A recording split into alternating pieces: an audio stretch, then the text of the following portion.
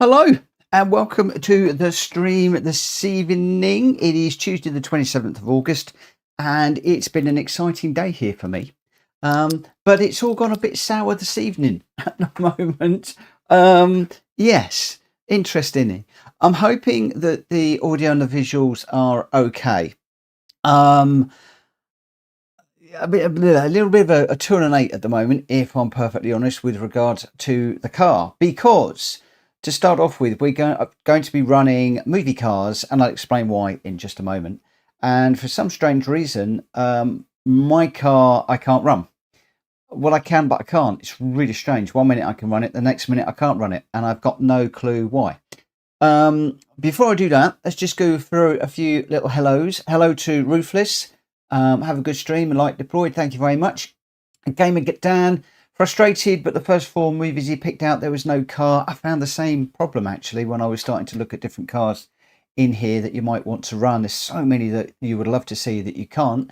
I'm suspecting we're going to see an awful lot of American cars in here, but there we go. Drac Fury, good evening. He's managed to set up about 6. Mab Mikey, welcome. Yet no limits. BOP should be off, and the cars are going to be, well, this one is going to be whatever you want. You can throw the works at it. After that, we'll be going back to stock. I'm just trying something out for the first race on this particular one. Terry West is in. Good evening. Welsh Boy, hello. Willie Schultz is in. He's got a Doc Hudson by the sound of things. Who else have we got? Ninja's in. Jenkins just joined. Welcome to all of you.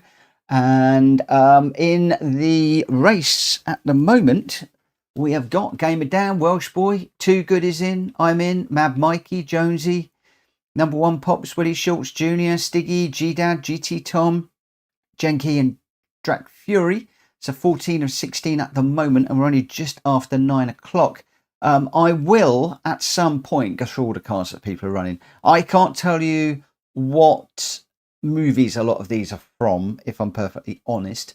But it should be cool. So, this morning, I ran a couple of laps of where was I? Can't even remember where I was. It doesn't matter, somewhere up in Loughborough. We were just ran a couple of laps in a Shelby Mustang GT500, decked out like Eleanor. Absolutely beautiful, sounded incredible.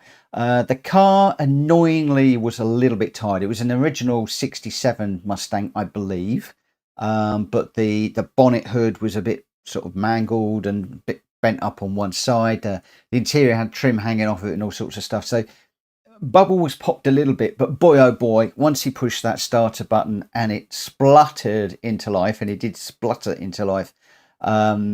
It was sort of running on half a bank, I think 4 cylinders, a little bit of accelerator, and it all 8 cylinders leapt into life, and the whole car was just bouncing, ready to rock and roll, like a little kid on blue Smarties, ready to rock and roll. The pedals very close together, so you got to be careful when you brake. You don't touch the accelerator because there's so much power in this beast. The power will override the brakes, which can be an interesting mix. You would like your brakes to overpower the power. Alas, that isn't the case. But I did 2 fantastic laps. The first one was a little bit sedate, and I just enjoyed the car. The second one, I opened it up a little bit, and boy, when that V8 gets the power down on those back wheels, this car is just amazing, to the point where I just want to go out and buy one. But they are like £150,000 for a replica. That's not even a 67 chassis. That is just a replica. So I built one. I took the 350 and I've souped it up as much as I can to get it as close to an Eleanor as possible. But when I try and run it, it tells me that the PP is not measurable as soon as I do anything with the brakes. So I've got a super powerful car with no brakes. And I think I'm on sports soft tyres, or I might have been on racing tyres. But I've got normal brakes with normal brake pads. If I do anything else with it, I can't run this car. So, yeah. I'm glad this isn't a race, because I am going to be running into everybody and it's like all over the shop. One of the things that I do want to do, and I've just seen that Jenkins just mentioned about lowering the power. I did want to do that, was to completely take it down, and I did that, and unfortunately it then does not like even getting off the line, but I've taken that down a little bit. So we'll see what happens. Does that still, it does still measure the PP, so we should be okay now. That was part of what I was just playing around with a little while ago. So what we'll do is we're going to go straight into a race. So I'm going to start the race for this one, and the game is going to put a random order in. We're going to put this one in at 21:10. We'll start the race, and really it's just to enjoy yourself. And this is something I'm playing around with for Friday. Terry West, I hope it's yellow in colour. No, it isn't. It isn't. I've tried to make this as Eleanor like as I possibly can. So it's in that light, well, that's that sort of silver grey colour. But I tell you what, I had the biggest smile on my face earlier on today driving this thing. It was a childhood dream come true, and thank you to Lauren, my daughter, and Adam, my boyfriend, for giving me that treat. It was a Christmas present, and finally managed to find one that I could run in, and loved it. So who have we got just before we actually set off? We've got a couple of minutes. I do want to try and get out on track to see what this is like. We've got Jack Kobe in a GR Supra, which I'm assuming is Fast and Furious. Scott Choga's in a Mustang Bosch. Now, is that Bullit? I'm not quite sure. Gamer Dan is also in a Supra. Welsh Boy is in, of course, the A-Team van. Too Good is in the Superbird, which I think is Cars. Yeah, we all know Cars. Jenky is in the Firebird. That's Burt Reynolds' car, I think. I'm in Eleanor. Mad Mikey is in the Supra. So we've got a few Supras here. Jack Fury's in the Shelby GT350R. I'm not quite sure where that one's from. Jonesy is in Bullit, I believe. Number One Pops is in the Chevelle. That is a Starsky and Hutch car, if I am not mistaken. Willie Shorts is in a Wicked Fabrication, which is the Hudson Hornet from Cars. Junior, I forget the name of the film. He's in a Japanese style film, an anime type thing. Stiggy's in the Countach, the 25th anniversary edition. That's got to be is it Cannonball Run, I think. GDad is in the Mini from the Italian Job. GT Tom is also in a Chevelle. Possibly Starsky and Hutch again, I'm not quite sure. Junior's just jumped into a Sprinter Torino, so I'm not quite sure where that is from. But I'm just going to hop out on track for a moment because we've got just a minute and just see. I mean, as you can see, I'm on auto drive at the moment. This thing just does not want to even move. Oh, Eleanor was yellow in the original fan on a fastback. Now that I did not know.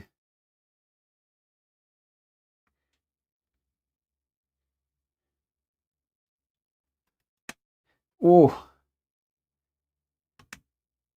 Oh, Number One Pops is in Back to the Future.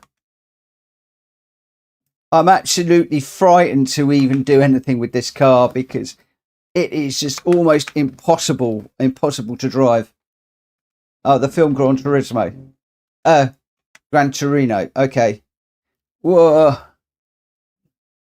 Yeah, this car is a monster, and certainly not like the one I was running this morning.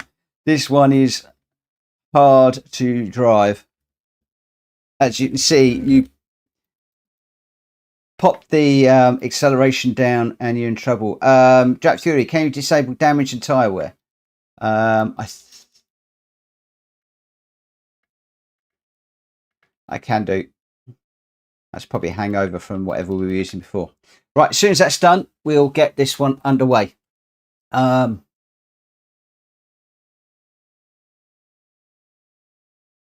Okay, Gran Torino. I'll have to look that one out.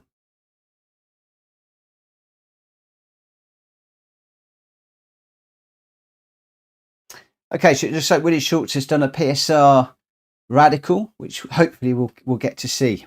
Hopefully we'll get to see. Right, let's get this one underway, and we'll see how we go. Let's just enter it.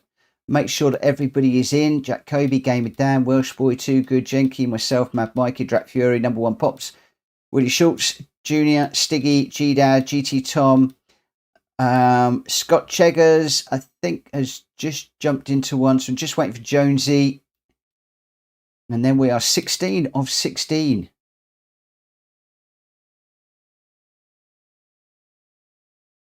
The original gone in 60 seconds was a Mach 1 Mustang in yellow.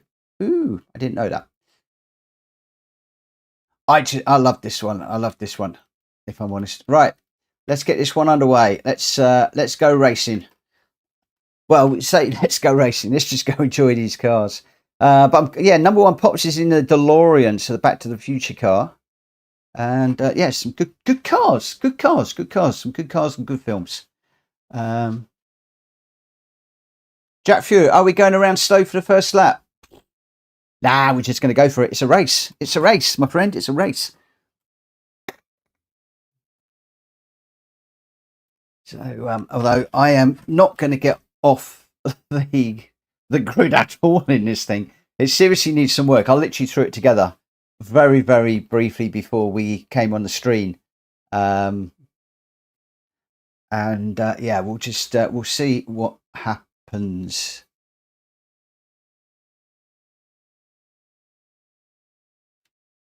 It looks awesome, doesn't it? It's a wicked car. We need to go wide body, which means I can't usually run this in the weekly races that we do. Okay, we've definitely got a glitch start. We have a very, very, very different grid.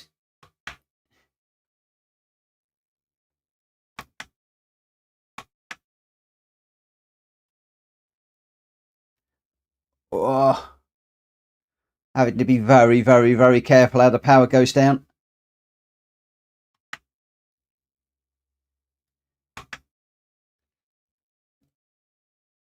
Whoa, nearly. I'm just going to be amazed if I can even... Oh, screen. I'll be amazed if I can even get this one round a lap without crashing it, if I'm honest. No, I can't.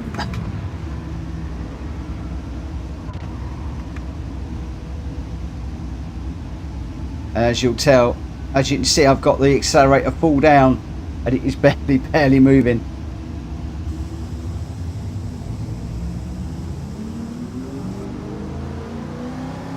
Just turning the volume up just a little bit.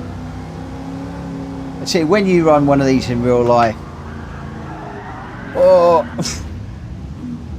the rumble from the engine is just immense. It is truly, truly, truly immense, and it sounds simply fantastic. But unfortunately, yeah, I've got to definitely do something with this car, just to try and get it off the mark. The gearing or something is wrong. Now you know why I don't tune my cars.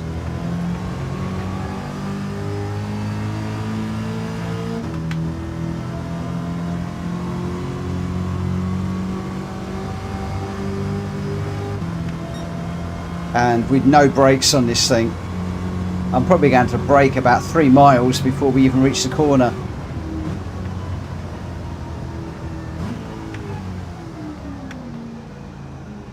Yeah, the supercharger I've got, I think, well, I've only got, I think there's only a choice of one supercharger in the game. And the supercharger is on it. So it just doesn't wind up quickly enough. But once it gets going, but then it just does not want to hold the track.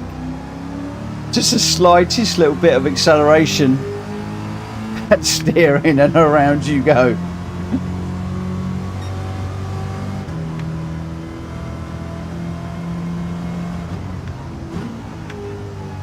And I have to say, the guy today he was very much braking a straight line, get the braking done, then turning. I think he was really concerned that I was going to try and trail brake or something into a corner. It's like, brake, brake, brake, right now turning.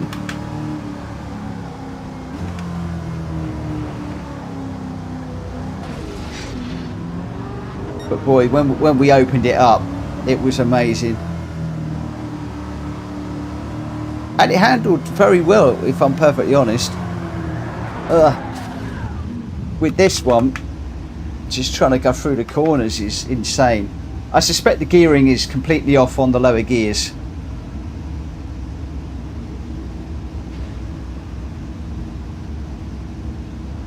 Can we get around there? No, I'm going to have to go backwards.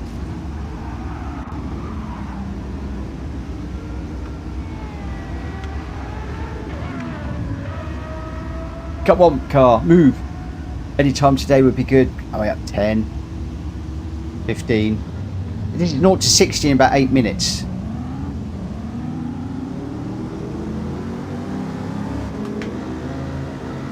So I need to have a look at it and do some homework. As you can see there again, as soon as you try and just turn with any form of acceleration, that back end wants to come out. Hey Garly, who's just subscribed, congratulations. And RSR MDG, congratulations and welcome for finding us. I say congratulations. I like to think it's great when people find us, but they're probably looking at this thinking, what on earth is going on? This one was just to have some fun, if I'm honest. So we are halfway through the race now, I believe, and I'm on lap number 2. Let's see if I can get a lap done without crashing. No, it's going around. Jiminy crickets. Okay, this is why when you build a car, you need to try it before you actually go on stream with it. Alas, I didn't have the time. I wanted to get this noise. If any of you have got a tune for the Eleanor, let me have it. I wanted to get, let me just go with the nitro, see if we can get off the line a bit. I wanted to get that burble, burble, burble in the engine, which I've got, but it's killed the rest of the car.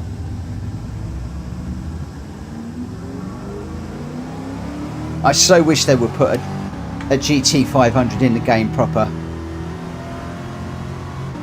I so do.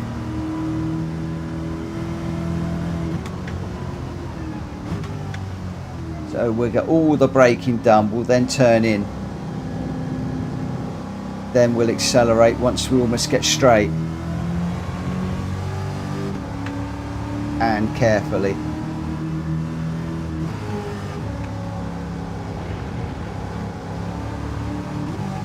Can we get around the lap? Right, we've not been through this little section at all yet without crashing. Well, we've just crashed because we've just hit the barrier there.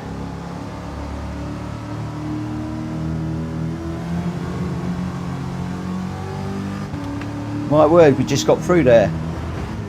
Brake in a straight line, off the brakes. No, no, no, no, no. Oh. As soon as you try and put the power down, you're in trouble.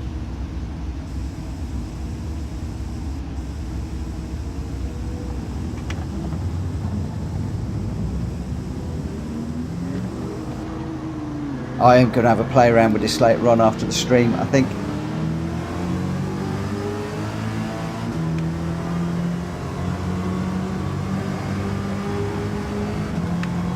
Because I want to get this car so I can use it. Because I am considering doing a movie night where people can run different movie cars. And I'd like to run Eleanor. Definitely would like to run Eleanor.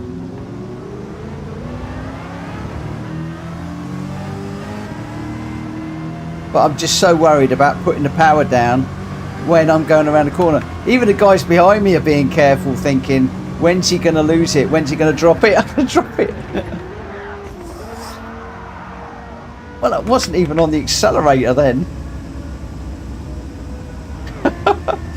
Come on. Yeah, okay, we need to do some serious work on this car.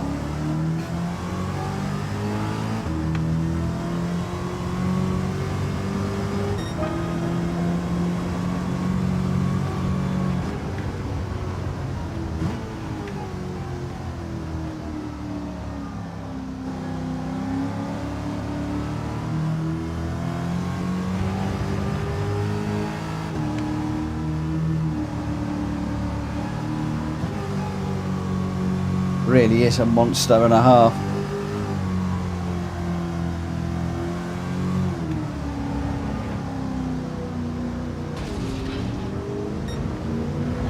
It does not want to stop either. These brakes seriously need some work doing on them. I don't know why I get to the point where it cannot measure the PP on the car though. No. Whoa. Okay.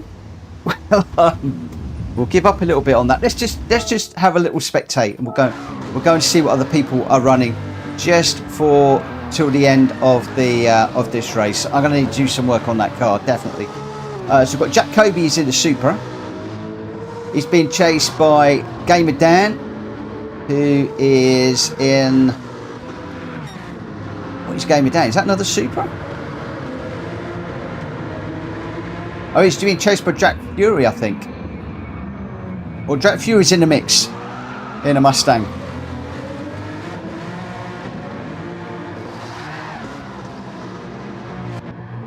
We've got Scott Chegger.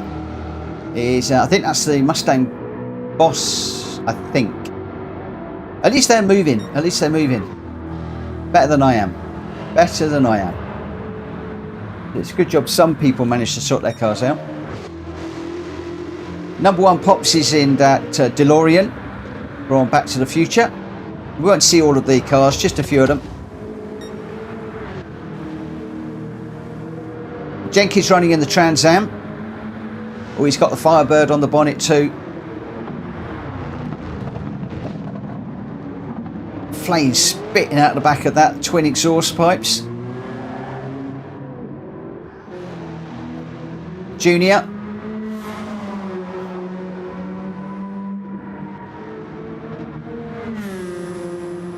He's going really quick in that car. Oh, big old slide through there. Stiggy. He's running in the Countach. That's a beautiful car, that is. Really, really nice car. And then Welsh Boy is still running. He's in the 18. BA Baracus running that one. We've faced probably giving him some instructions, and are they going to knock him on the head before they put him on the plane, I wonder? We shall see. We shall see. Right, I'm going to save the replay for that, because I'll probably have a nose at that one back a little bit later on. The result is a bit academic. Jack Kobe was first with the 123.6, but it was more just about running the individual cars with that one. And as you can see, you should not put Mitchell Morgan anywhere near tuning a car, because if he does, you can guarantee that he's going to completely and utterly mess things up. So can I just say welcome to Garley for subscribing, and also to RSR MDG for subscribing just now, and also to Shumi yesterday while I was in VR, gifted 5 memberships. So thank you ever so much to Shumi. I don't think he's around at the moment. Oh, he is in. Thank you very, very, very much, Shumi, for that. I really, really appreciate that. Right, we're now going to be heading off to some sensible racing. We're going to be heading off to Michelin Raceway Road, Atlanta. I always find that a tongue twister. I never know why. In the Radical, and unfortunately, it looks like I cannot make the changes for the moment. We've just got a few people that are doing things, so I'm going to pick the Radical. We'll grab the stock one, and then I'll see if I can just change the event settings to load up room number 42. Yeah, where have we got? I'm going to keep trying until I can get this sorted. It looks like people are just sorting themselves out at the moment. There we go. There we go. We're in. Right. So as far as the randomizer screen on screen at the moment that you can see, really bad choice of words, but there we go. We're at Michelin in the Radical SR3 SL13. You want to keep that stock, please. We are on Sport Soft tyres for this one. Which I am, which is good. So let's just enter the race. We are 2 and 2, 581 or less. So it looks like I need to change. Let me put that in at 590. I think this is probably a change following the last update. I'm going to have to wait until I can actually do something with this. 590. We'll save the settings.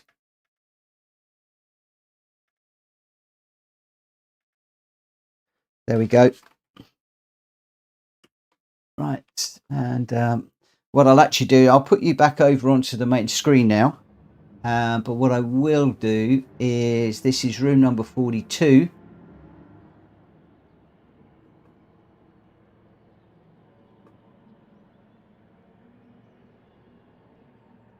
So if I go room number 42, I'm going to update this straight away so that it is correct for the next time that we run. So bear with me a second. I'll put it in at 590. What I am finding is that some of the PPs have changed since the randomizer was created. So I'm having to update a few of the records as we go along, which is a bit of a shame, but it's just something that we need to do. But I've made that change now, so it's made in the game, and I've also made it in the randomizer, so we should be good. We got everybody is in, so I am going to start the qualifying at 21:35 for this one. I think a few people had a little bit of running.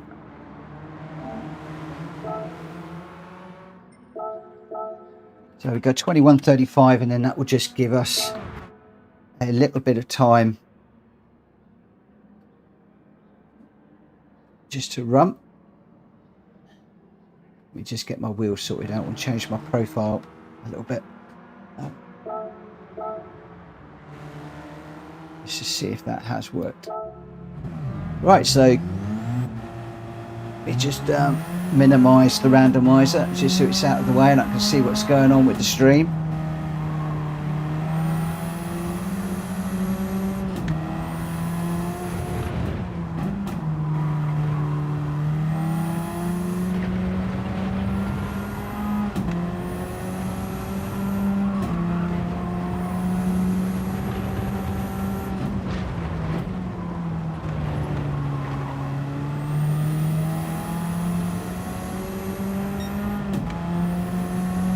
A quick change.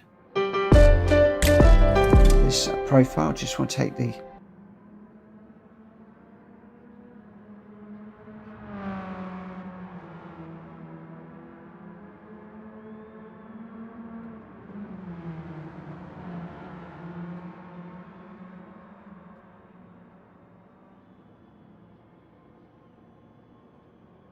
here we go.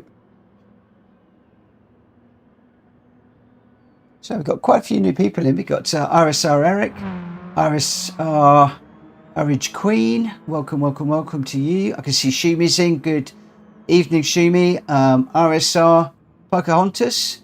So quite a few RSRs that have dropped in right now. Does anybody know if Speedy is running a sister lobby tonight?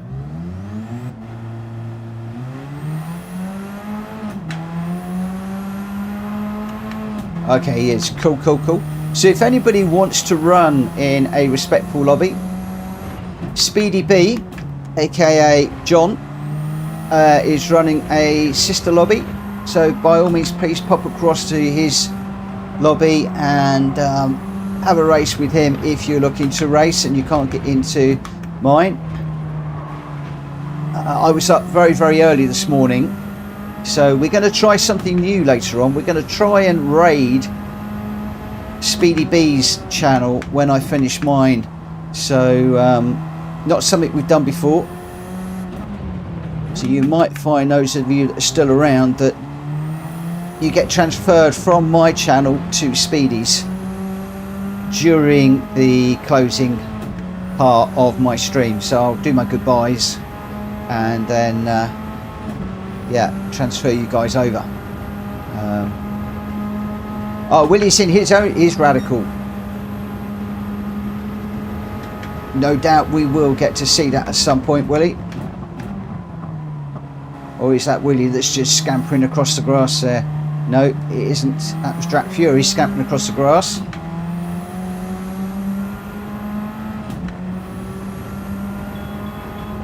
So I've just turned down, gone onto a different profile because I hurt my shoulder yesterday, and the force feedback with Eleanor was really rather heavy. So thankfully on this DD Pro I can set up a number of profiles, and I've got a light one and a heavy one.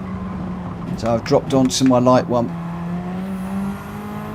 It just takes me a few laps to get used to the lightness of the steering wheel, because it's like I've got it set up so it's like when I was on my G29, so it's a lot lighter than when I'm running with a higher Newton meter setup. Where are we? 2 minutes to run.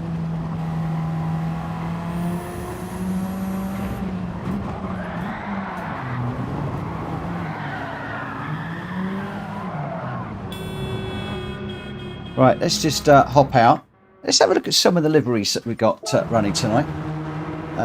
So, who have we got? Who have we got? I'm going to very, very quick here. Go through these very, very quickly. So, Jack Kobe is in a Stellar Artois machine, largely silver. Welsh Boy is in a black and yellow. Gamer Dan is in a black and white with the green wheels. Gran Turismo set up on that. And Jenky's in his new livery. This is the new livery.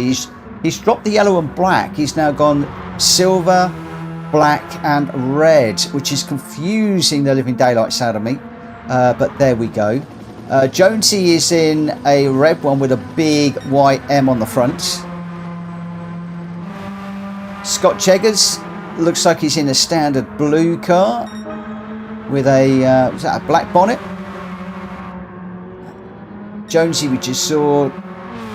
Drac Fury is in the purple and pink car. Junior looks like he's in a white car with the red trim. We then got Willie Schultz in this new livery he started to put together, which is black at the front, going into green on the rear. It's a really, really nice colour combination. And he shares a lot of these liveries, and it is one of the ones that I will pick up.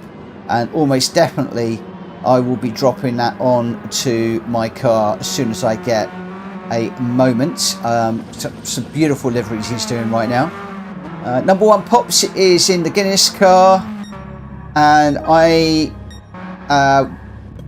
in a Aramco sort of green, like an Aston Martin type colour one, nothing special. And GT Tom is in a black, yellow to red car. Right, let's just come out of there. We will head into the start the qualifying. Oh, Mad Mikey's just left the room. Mad Mikey, you jumping back in?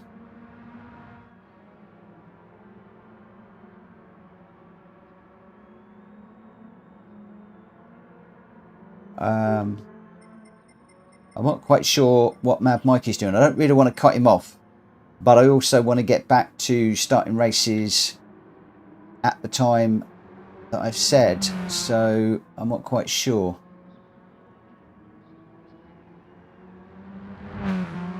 Yeah, Willie, I'm really liking your liveries right now.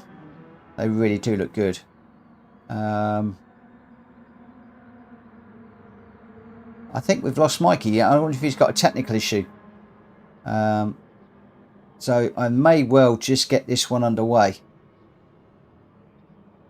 And Mikey will need to catch up with us in the next one. One of the things that people have asked me to do is announce the quali and then get on with it and do it. So I'm afraid I am going to get going with the quali on this one. That's why I'm calling them out now. What time the qualifier is. And people have said, please, can we stick to those times? It also means that those people that want to disappear about 11 o'clock, they're getting through more races.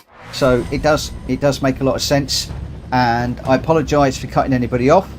And I guess that people are going to get used to me cutting people off as and when. Now, obviously, we are back to normal, respectful racing. So usual rules apply, please. If you do happen to bump somebody and you destroy their qualifying or the race, whatever, please give the place back on track as soon as it is safe to do so. So maybe the long straights. Please don't rage quit in case that person is given the place back. And just explain what happened in the chat. Normally we're then all friends. And the other thing, of course, is if you want to get my attention, then please put @PlayStation Racer in your comment, and it will put a nice orange box around my name, and then I'll be able to respond when I see that in the chat. Otherwise the chat goes through quite quickly, and when I'm racing I am likely to miss your comment. The steering wheel for me is a little bit too light at the moment.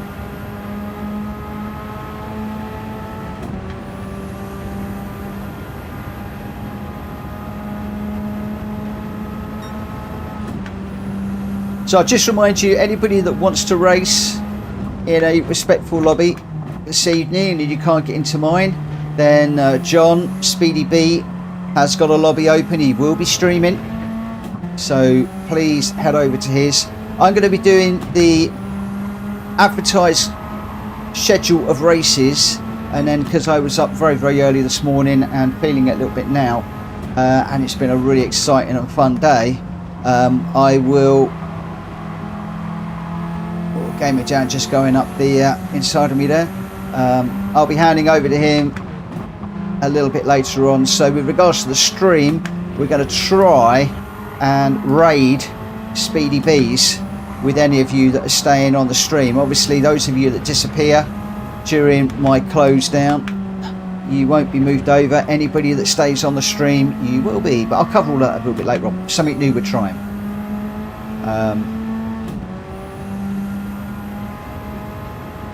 And it might not necessarily just be John that we're handing over to. If other people are streaming, then one day I might do John, another day I might do somebody else. Who knows? You might even get handed over to Rory or Kirith or Tidgney or one of the big streamers. God, wouldn't that be funny?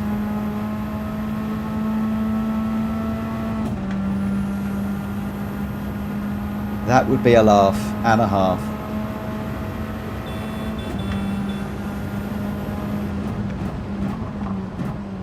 I can see somebody or hear somebody hooting, beeping their horn. I can also see a car right tight behind me.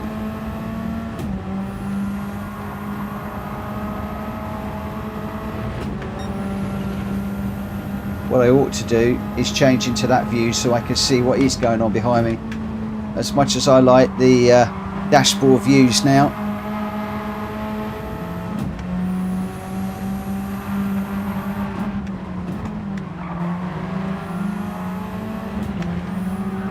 Oh no, too much curb. I've done it again. As soon as I get near Jack Kobe, I bin it. Whoa! I bet everybody is wondering what on earth is going on.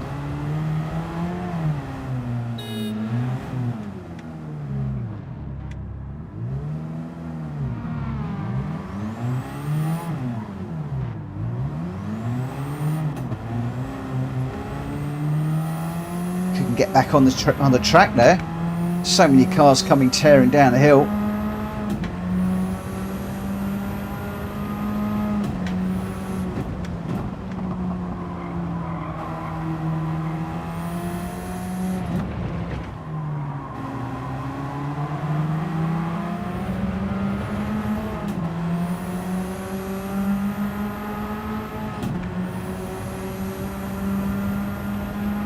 I'd like to thank everybody for their comments that have been watching me running in VR. I'm still getting used to running in VR, if I'm honest.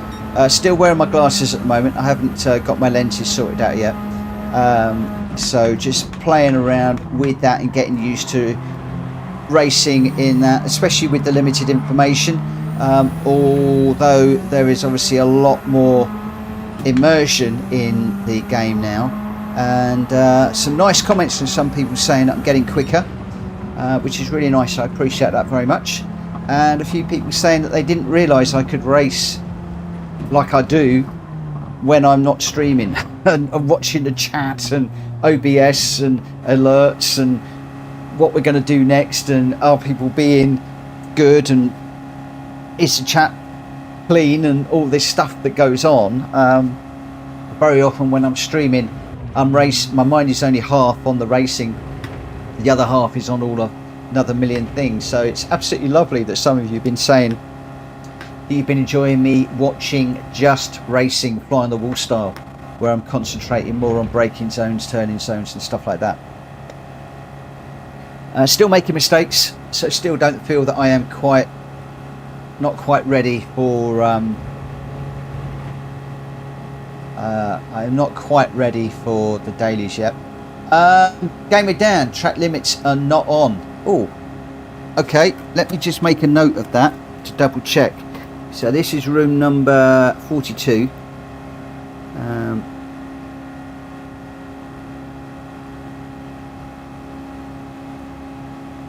Okay, I've got a pen and paper just there, and I am taking notes when we're running these to correct the data and see how we're going. So I don't believe that I can change the race details now. I might be able to. Let me just see if I can. Shortcut penalty. Yeah, I can't actually change that at the moment, unfortunately. Okay, we're going to have to go with it as it is. All I would say, guys, is please just play fair. Don't deliberately cut the corners. And Dan, thank you for bringing that to my attention.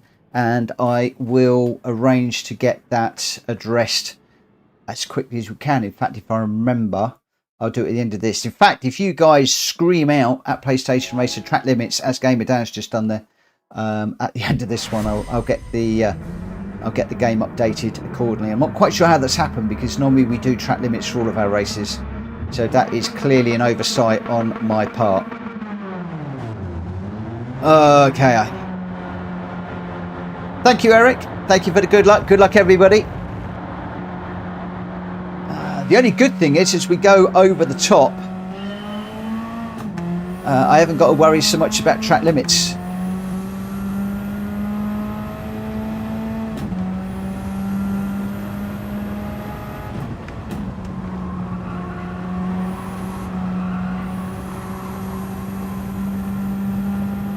As in when we go over the top here, because those of you that know me will know I'm brilliant for cutting that corner.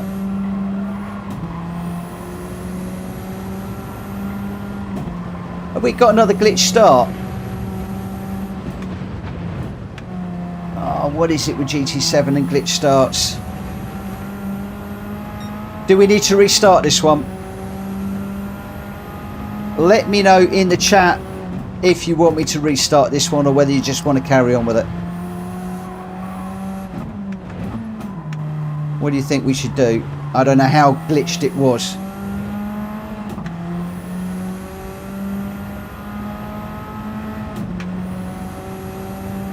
And I didn't actually make a note of the race order. Oop. Okay.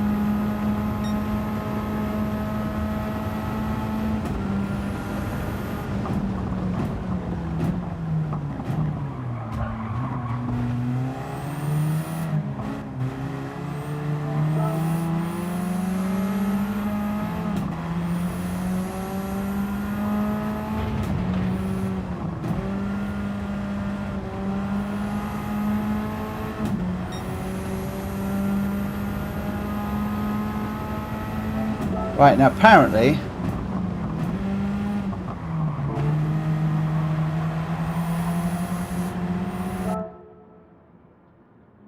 apparently has that now brought everybody out of that race?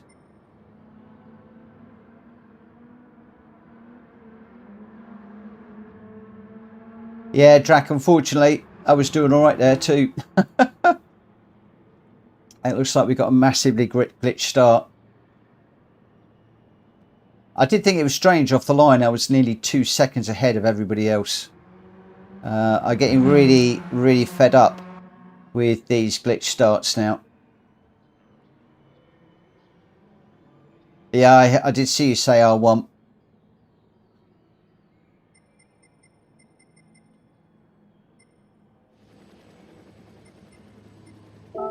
Now the problem is, okay, so that's taking us out.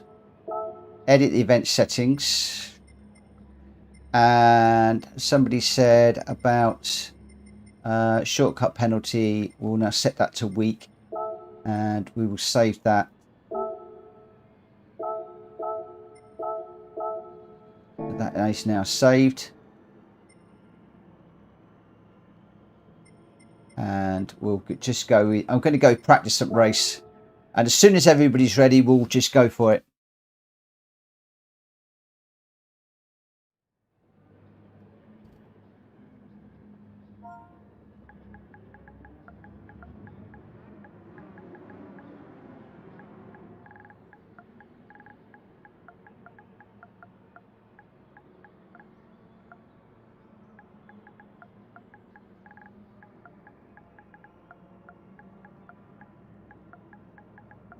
So basically, it's if the camera's looking backwards.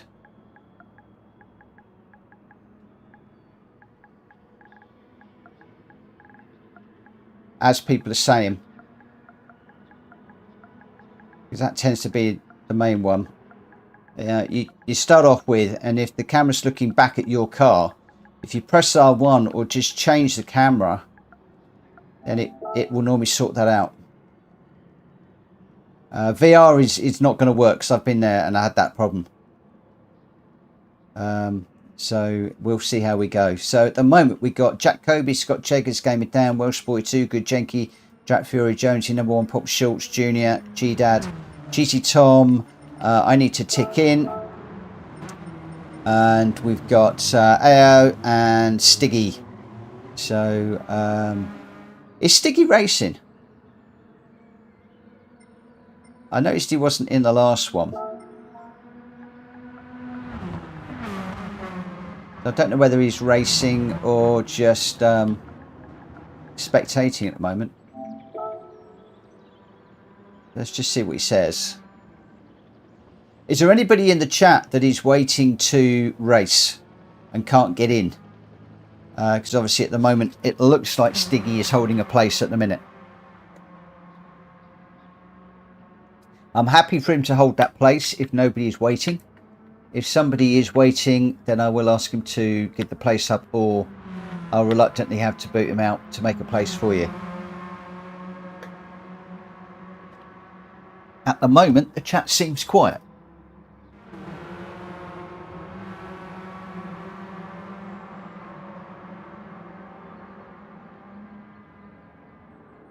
Okay. Can you guys just give me an R if you're ready? Okay. Stiggy's watching. He's hurt his leg, so he's not running all the races. That's fine. Stiggy, whilst we haven't got anybody that is waiting to race, I don't mind you sitting in there at all. And at the moment, nobody in there is...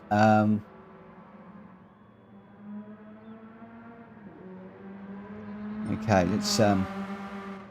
Jack Kobe's 1 sec. As Gaby Down says there, at PlayStation Racer, thanks for putting that in. Really annoying that 1 or 2 still don't know that they can simply hit R1. It glitches me too, but one tap of a button sorts it. R1, guys. R1 on your controller. It's right there. R1 will sort the problem out. It will sort that issue out for you. Right, Jack said, let's get going. yeah, so if you get that, I mean, I've very often got my controller just sitting on my knee here, because obviously I'm on the steering wheel and I can never remember where R1 is on here. I should know where R1 is, but I've got R1. I don't know where R1 is actually. So I just have it on my lap, and if I get a problem, I just quickly push the button, and right, let's just get onto the radar. Again, it does matter where it is. It does obviously matter where you've got that button mapped to. So I find myself in 5th now, but I just have it on the floor, on my lap, and then I move it onto the floor when I start racing. The only thing you've got to do is don't make the mistake I made the other day when you put it on the floor. Have something that catches your brake button, and then you find you've got your brake on. Well, I was caught napping there.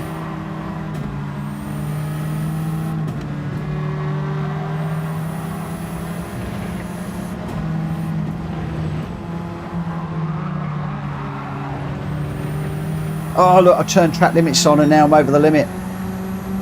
Over the curb.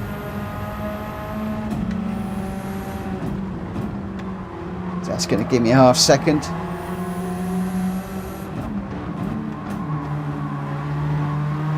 Oh, there is a few half seconds. Jack Fury's got a 1 second, the car in front's got a half second. So I'm in good company.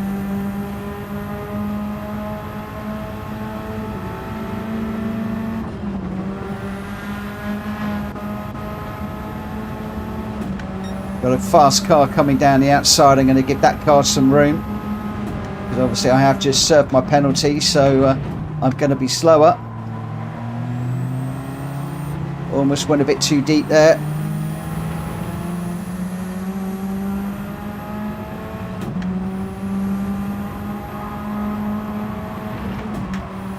Whoa, come on, come on, come on.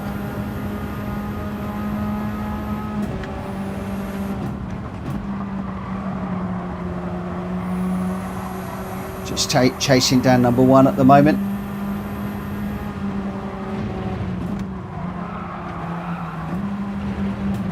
Seems very strange to be running in 2D after so much running in VR over the last few days. I think the last time I ran in 2D was on Friday during the stream. And then we did some running on over the weekend in VR, and then we did yesterday in VR last night in John's channel, or his lobby, I should say. So very, very strange switching between VR and 2D.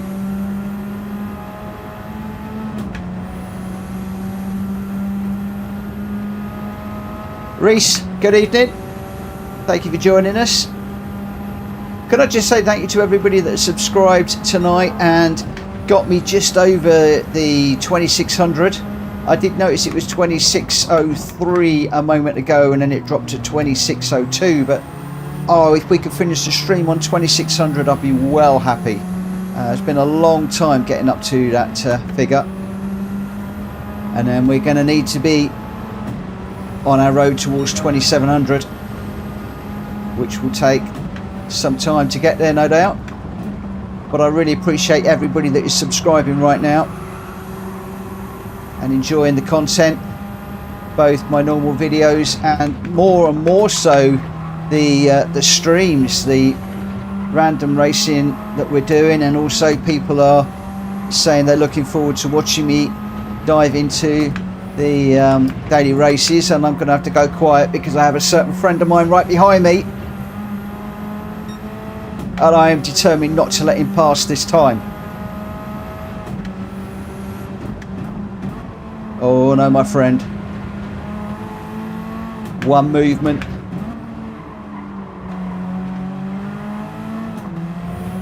He's got a brilliant run out of there.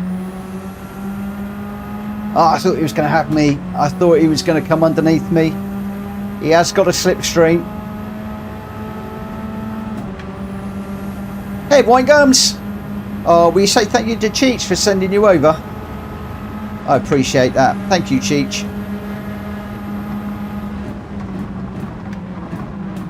So not only does Jack Kobe get through, but Jack Fury almost gets through as well.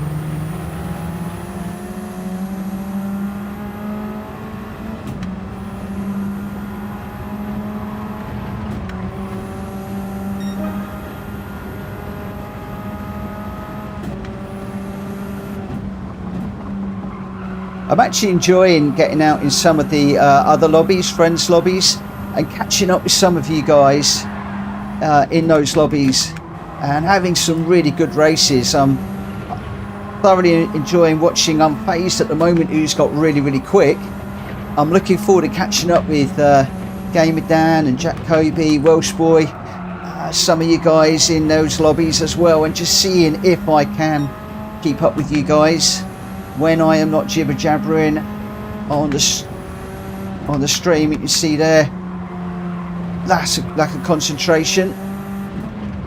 Give me a half-second penalty. That's going to let Jack Fury through, and it's also going to drop me off the back of Jack Kobe. A lot of you want me to get back into the daily races. A lot of people are saying I should be an A now, and why am I not working on that? I am intending to. I'm intending to in September. I'm going to try and rejig my work day so that I can continue to do these lobbies in the evening, because I love racing with you guys and I don't want to give that up in 2D.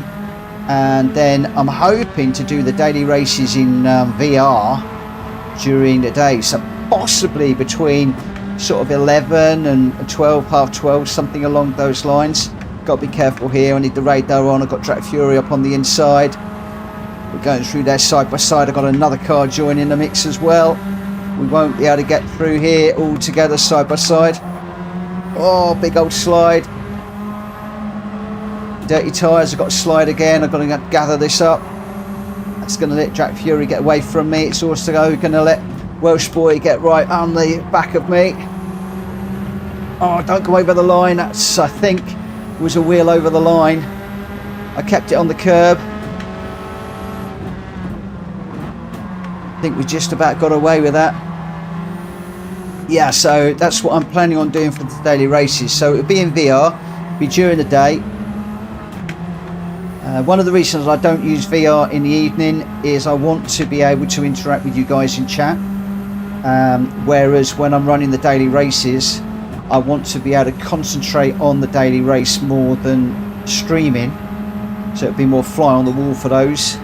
And when I've got my lenses, I'll be more comfortable in taking the headset off between races, just to talk to whoever's in the chat at that point, talk about strategy, or some of you to give me some pointers on where I'm making mistakes, where I might be able to improve in the daily races.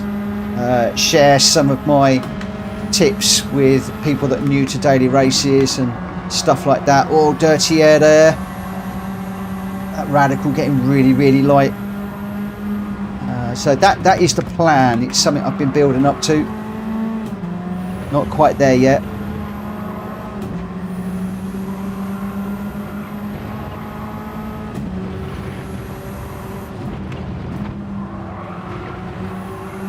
Don't go over that.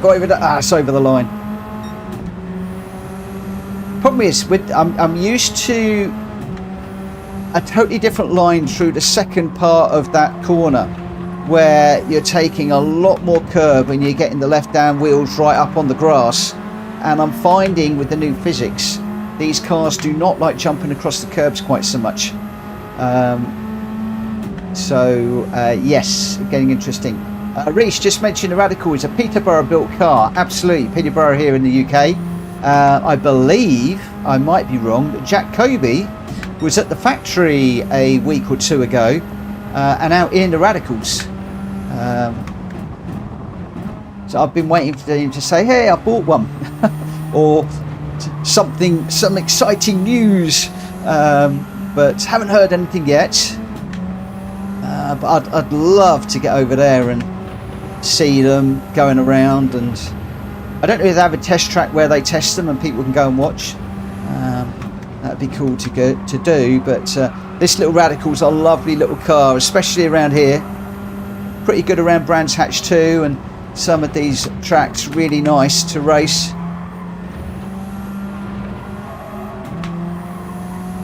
Except for when you start getting a slide, it's quite difficult to gather it up. So normally I come through here, then across the grass. It did actually hold it. I might have cut the grass a little bit too much. You need to keep the right hand wheels on the curb through there, but you can get the left hand wheels right up on the grass. Looks like we did get away with it on that instance. Oh, that was wrong, because I did have a wheel up on the grass there. I didn't want to brake. So the units in Westwood are not what you think. Laugh out loud, I can believe it. I remember the days when the Arrows, the Formula One racing team, the Arrows, were in the white factories down in Milton Keynes.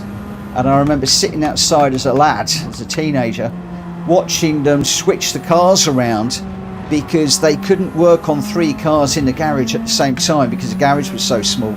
And if I'm not mistaken, the Arrows became Minardi, became Jaguar, Stewart Racing, Jaguar, well, it's all the way through to what is now Red Bull.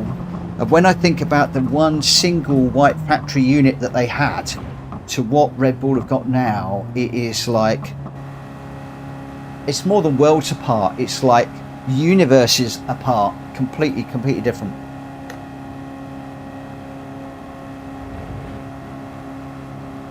Reese is saying you need to get on VR a lot more and use voice chat so you can hear comments. Reese, I have a problem with that. I have a real problem with that.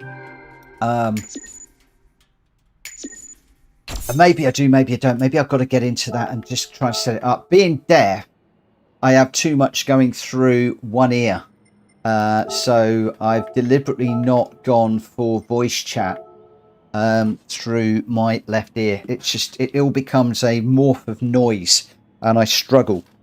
But maybe that's just something that I need to do. But also I like to, you know, when I'm racing now, I like to be able to look at the chat and also the alerts and things like that. So I can see now that RSL Original Queen has just subscribed. So thank you very much for subscribing.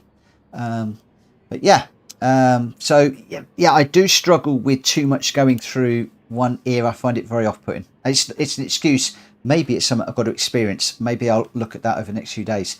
Anyway, your winner there was Gamer Dan with a 129.0. Fastest lap, Jack Kobe with a 128.3 in second. And then Scott Jeggers in third with a 129.8. Followed up by Welsh Boy in fourth. Jenky in fifth in that beautiful new livery. Too Good in sixth. Drac Fury in seventh. I got eighth. Junior in ninth. GDad in 10th. Number one Pops in 11th. AO in 12th. GT Tom 13th, Jonesy in 14th, and unfortunately Willie Schultz in that wonderful black and green livery was a DNF.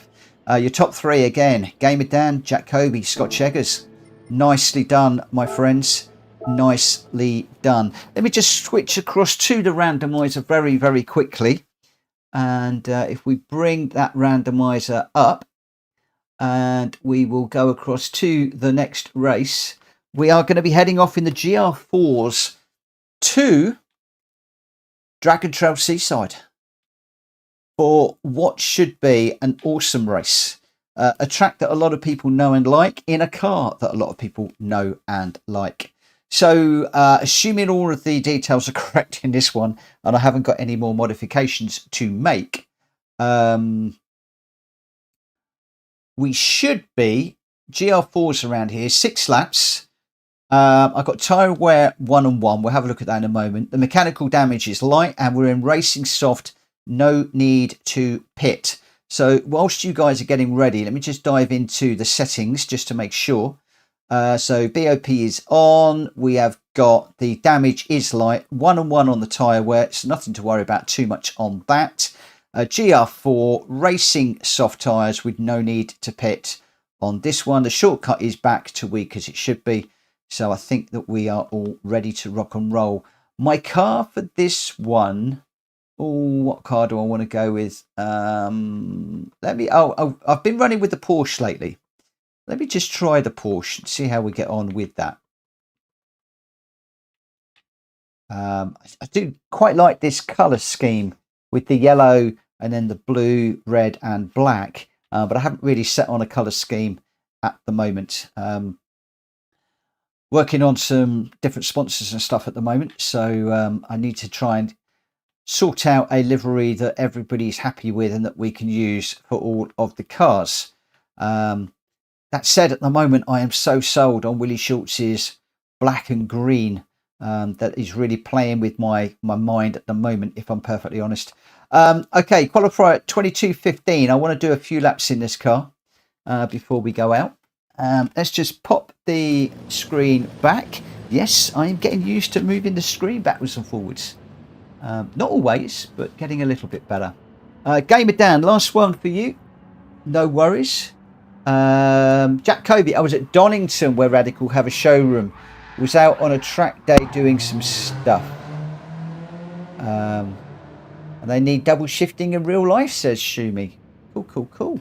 Right, let's just get out on track. Just see what we can do. So, we're in the Porsche. The other thing that's quite interesting that I'm finding, and this again is something I'm going to have to be very, very careful with, is, and I don't know if this is true, somebody's going to correct me in a minute. When I'm in this view, I feel as if I'm in the middle of the car. However, when I'm in VR and I move to one side or the other in the car, obviously you are then on the right or left hand side of the car.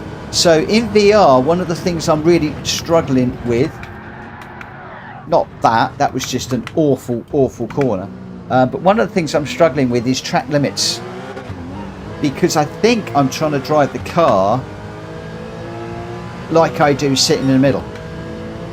So I don't know whether I'm talking complete and utter rubbish with that statement. I'd love to hear what you think, but yeah, I'd absolutely love to know what you think. At this point, am I sitting in the middle of the car rather than in this view where now I'm over in the left hand side and I've got to obviously legislate and be aware of the car, the passenger side of the car. So very often, like when I'm coming through the chicane of death, as I'm going to do now in VR, I'm having to be further over on the curb there, and I'm often hitting the wall there as I'm going through. Whereas in this view, it just feels more central.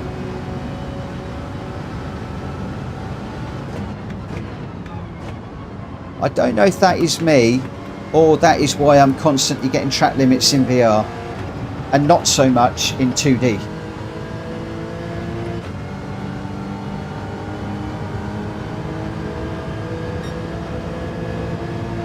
Where are we?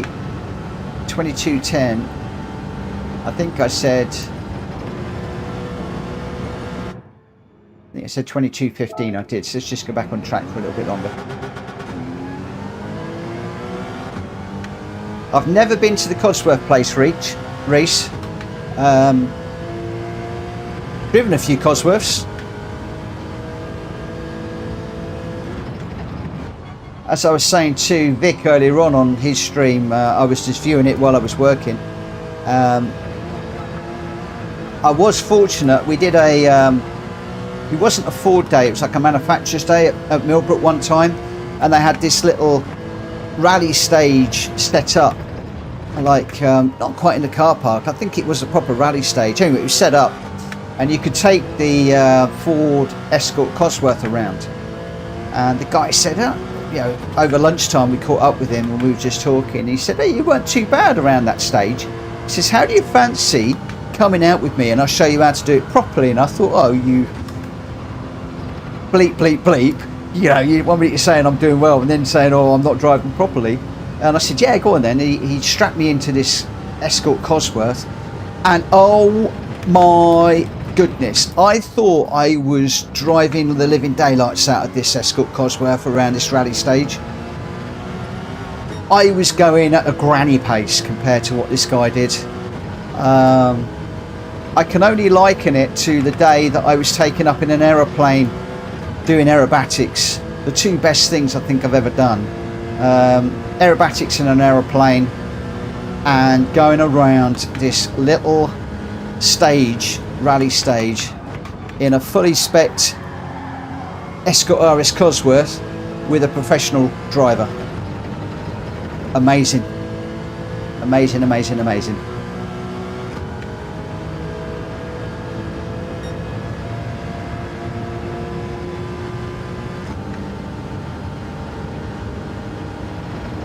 I can see Reese has just mentioned about seeing a program, but not sure that it's publicly accessible. I'm a bit out of touch with the chat at the moment, just while I'm trying to do this, so not quite sure what the guys are talking about. But my name isn't in it, so I don't think I need to be too involved with that one.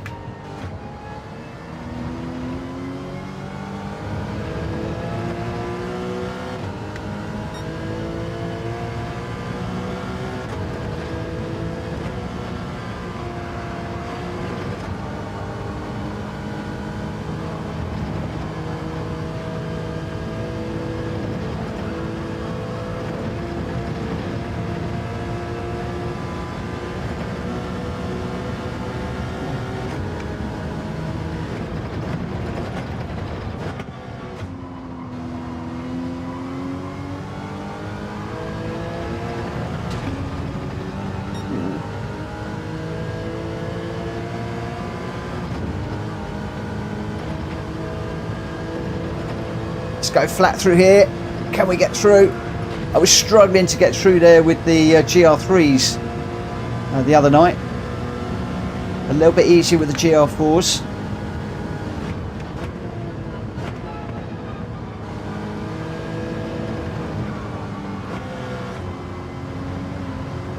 However, we're on the grass now. Right, so we've got just under a minute to go. We got Jack Kobe is now in the Sylvia Spec R Aero. Scott Cheggers is in the Hurricane. Gamer Dan is in the Cayman GT4. Welsh Boys in the Hurricane. Too Good is in the Alpha 4C. Jenky's in the Cayman. I'm in the Cayman. Drac Fury's in the Sylvia Spec R. Sylvia Spec R is a good car around here, you know. Jones is in the Megane. Number One Pops is in the Megane. Willie Schultz is in the Alpha. Junior is in the Sylvia Spec R. As I just said, it's a good car. He swapped into it. AO's in the 458. GDad's in the Megane. GT Tom is in the 458. And then Stiggy is just watching for the moment. Reese, I'd love to have you go in a fast car. Never got the chance to. Oh, I've done a few. The Aston Martin was fun. And obviously the one today, Eleanor, was just outstanding.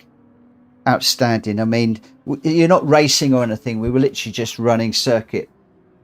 Just a quick circuit. And I did a sedate initial lap just to enjoy the noise and the feel of the car. And then in the second one, I opened it up a little bit. And yeah. Loved it. Not sure the guy sitting next to me was overly pleased. I think he only gave me a 36 out of 40. Some of that was probably because when we got back, because Eleanor is really hard to reverse, he wanted me to drive across the grass to park it up. And he did say go across, you know, I heard him say the grass, but I didn't hear him say go across the grass because obviously he's on the wrong side for me. And he had to touch the steering wheel to push me over and onto the grass. I did apologise, but he probably thought the guy's a complete numpty. But if I'm perfectly honest, I was just taken by the car massively and just enjoying it. And there was another time when he wanted me to go over to the left of the track, and I drifted over rather than really aggressively turning the steering wheel over. And I think that might have just marked me down ever so slightly, but otherwise, oh, what an experience.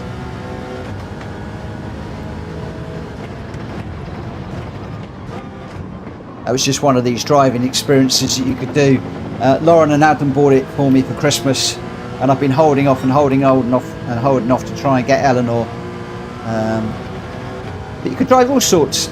Lamborghinis, Ferraris, Aston Martins were up there. There was a McLaren. Young lad was going around in a McLaren. There was an Aria R8, 2 Ariel Atoms. Then you had Eleanor. There was a 350 GT Mustang. So Mustang GT 350. There was an E-Type Jaguar, which was a bit tired, I have to say. Although the Eleanor Mustang was also a little bit tired. I would love to have got my hands on that and done a bit of work on it.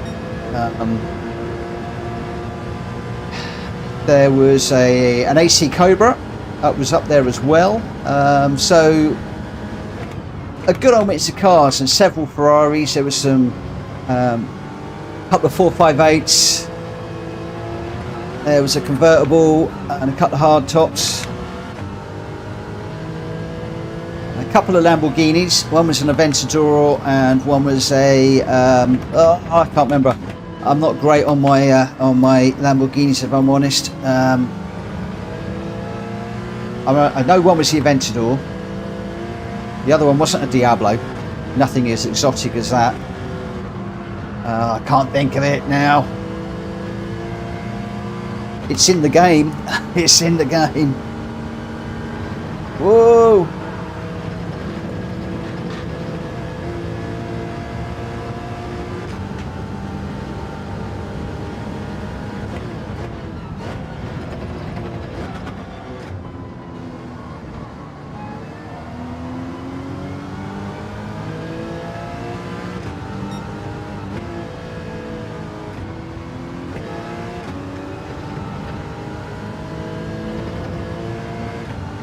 I'm not sure if I just upset somebody's lap just then.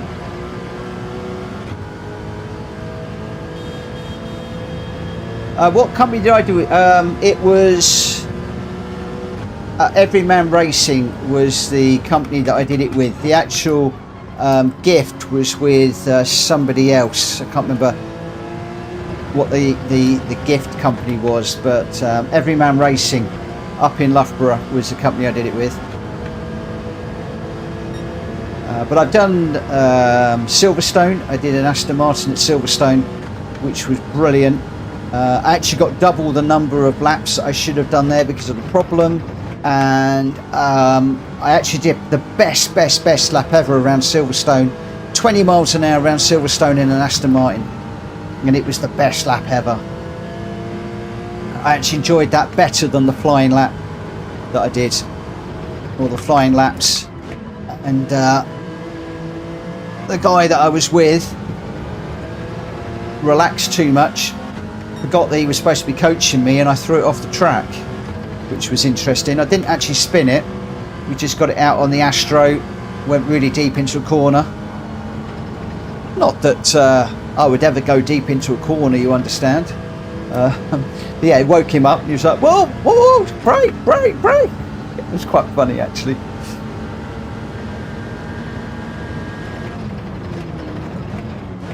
Yeah, I just think he'd forgotten that he was coaching me for the moment. Well, not coaching me, but supervising.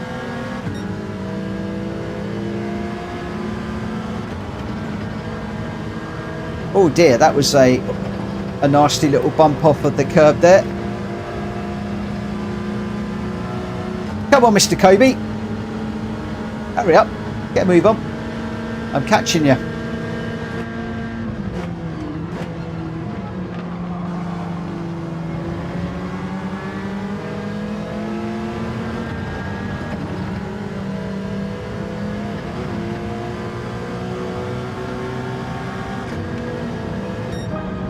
I enjoyed that last bit, that lap. The race went round Silverstone at Xmas for a lap of the lights. Yeah, there's some great. They're not cheap, these experiences though, and if any of you do decide to do one of the vouchers, be careful, because you go out there and obviously you sign up and you get your voucher, and I don't know how much the voucher is. Let me just turn that down a little bit. Let's say it's 50 quid for a couple of laps, which is not overly, not, you know, it's not a lot, not a lot. It's like, you know, maybe 5 miles, something like that. It's over within about 5 minutes. But they'll then turn around and say, do you want a collision damage waiver with that? Well, that was 40 quid to go on top. You're going to need that, because if you bin it and you put it into the side of a Lamborghini Aventador, or you take a mirror off of a Ferrari at 5,000 quid, then, you know, it can work out very, very expensive. So you do your collision damage waiver. And then it was the first time I've ever been round Presswell Park, which I think is where I was at. And it was 20 quid for a sighter. So you went around for 2 laps sitting next to somebody who was talking you around the track. That was extremely useful to do for the first time out. But you just got to bear in mind, it's not just the cost of the voucher. There are other things on top. And then if you want photographs and video and everything else, it's all sort of extra. Ninja, did I give you a nudge? I apologise, my friend. Sorry. I'm sorry. I thought I might have caught somebody. I just wasn't sure. Whoa. Okay, there's an experience of where you are facing the wrong way on a glitch start and just quickly flipping the button to get yourself sorted out. I just had to hit R1 there very, very quickly so that I was then looking the right way on the car. So, classic example of what everybody earlier on was saying about that issue, that bug in the game. Ninja, I'm really sorry for nudging you. I wasn't sure. I thought I saw a car at the side, and then when I looked, I didn't see anybody, so I thought I was imagining it. And my mind, as you know, when I'm streaming, is both on the game and on other things, so I profusely apologise. And if you want to book me for that, whack it up in the stewards. I will take the points gladly, because I should have given the place back. Whoa! Oh, looking at the chat and I binned it. Boots and Cats, hello. Thankfully it's ghosted.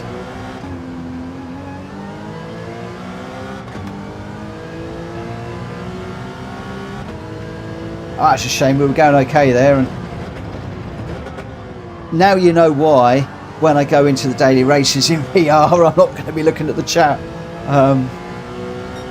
As I said a million times, when I'm doing this stream I am 50% concentrating on the racing and 50% concentrating on everything else, and 50% racing is not enough concentration.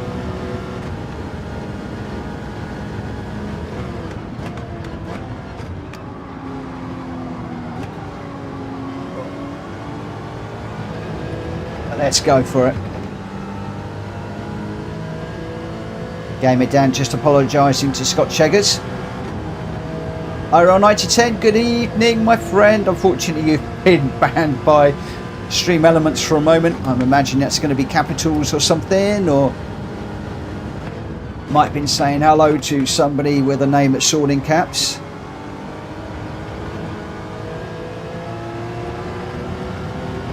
For the moment, I'm going to see if I can catch up with Willie Schultz and GT Tom.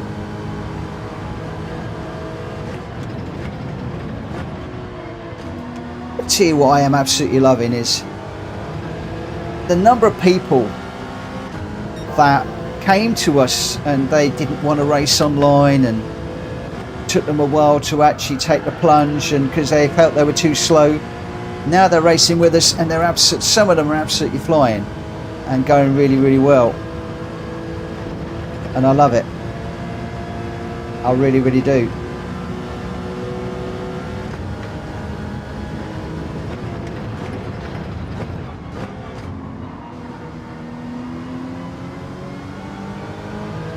Terry, don't worry about it, my friend. Just get out, race with us. You will get quicker and quicker and quicker, I promise you. The more that you race with us, the quicker you will get. Right, where's that yellow flag? Whoa! Got a lot of cars up ahead.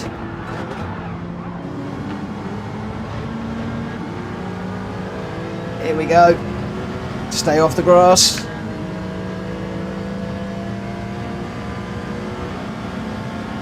7 hours with Vic today. Whoa, that's some commitment.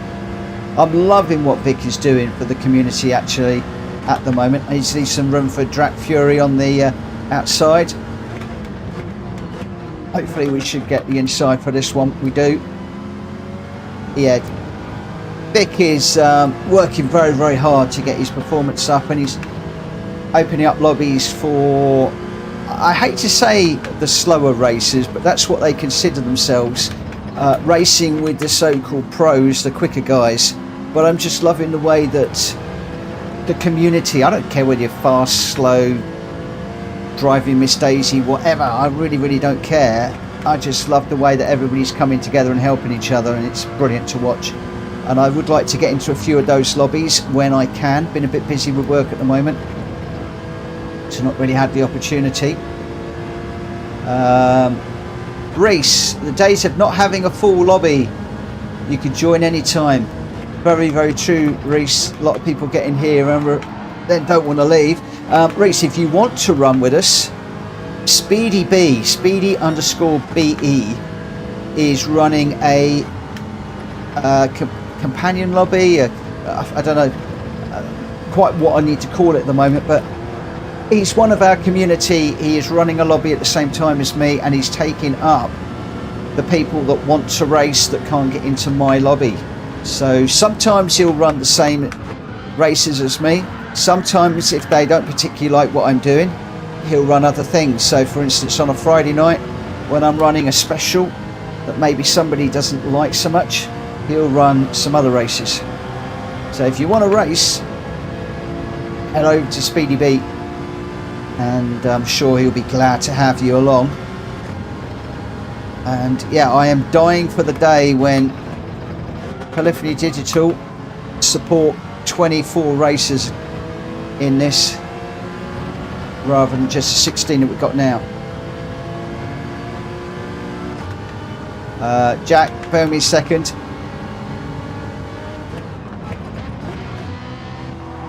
Let me just read that one when I can. It's also half hidden by a graphic at the moment, so I just need somebody to say something just to tick it up. There we go. Right, can't look just now as we go through here, otherwise I'm going to throw it off the track again. So he says, what did your instructor do for the day with you? I'm going to be honest, actually, not a fantastic amount. I mean, first of all, we went out for the cycle lap, so the guy was basically instructing us on the cars, but it was very generic. So he was talking about using flappy paddle gearboxes and suggesting gears for different corners and speeds and how to negotiate the track. So basically they've got cones set up, so from cone to cone, things like that. And the reason why there was a little coned off chicane in, stuff like that. Obviously that didn't really relate to me, because obviously in the GT500 I didn't have a flappy paddle, and I'm actually quite sure how many gears were in the car. And then when we went out on track with Eleanor, it was really just kept saying where to brake, where to position the car, when to put the power down, power more, power more, power more, brake more, brake more, brake more, that sort of stuff. They were also responsible for watching out for other cars on the track. So you, as the inexperienced driver, I wouldn't say racer, but driver on track, it was your responsibility to keep the car going in a straight line and just watch what's going on in front of you. It was responsibility of the, I won't use the word instructor, but the supervisor, the person sitting in the passenger seat. It was their experience to watch what's going on track, watch for faster cars that wanted to come through, help you to negotiate slower cars, stuff like that. So there was no sort of fast car instruction. In fact, when I did the Silverstone day, and I can't remember what company that was, the guy that I was with then was brilliant. He was a petrol head, he was really into his cars, and he was talking about all sorts of things, and helping me to get quicker and quicker and quicker around the track, to the point where at one point he stopped talking to me and I threw it off the track, which was quite interesting. But again, he was watching out for other cars on the track coming through, so you were just responsible for keeping it going in a straight line. And also we had the pickup on the tyre, where he didn't know if it was pickup or a flat tyre, so immediately he was like, slow the car down, do 20 mile an hour around the rest of the lap and all that malarkey. So they're more sort of supervisors than instructors. The other thing I liked about the Silverstone one, which they didn't do at Loughborough, is Silverstone had like a driver's briefing before you went out. So they got all the drivers together in the morning, and they would go through a whiteboard session with you where they would talk about etiquette on the track, slow in, fast out, what was expected, etc, etc. And that made you a lot more prepared, I felt, for when you went out on track. And then they would take you all down together onto pit lane so that you could watch the other people that were running before you actually did your run. And I found that to be a much nicer experience, if I'm honest. Hey Ernie, welcome to the stream, my friend. What new phone have you got?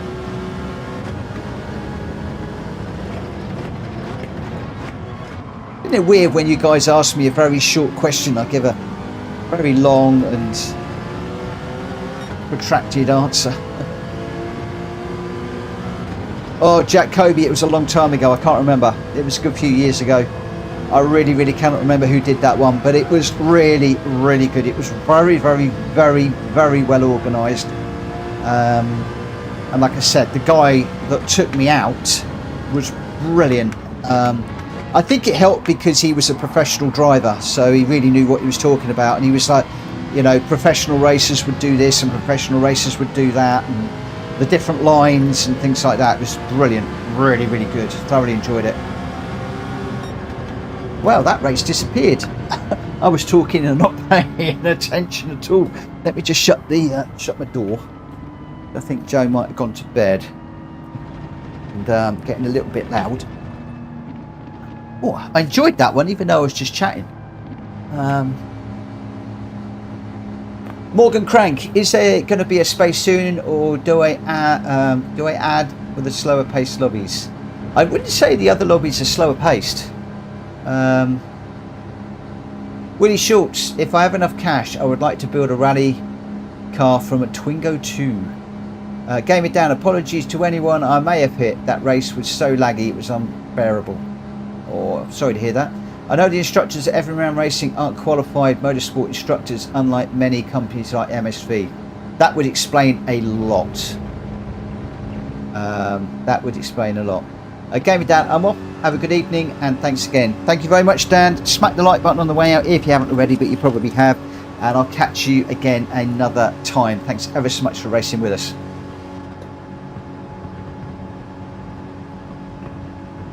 Jack Fury seemed to get involved in a big crash on lap 2 and couldn't catch up.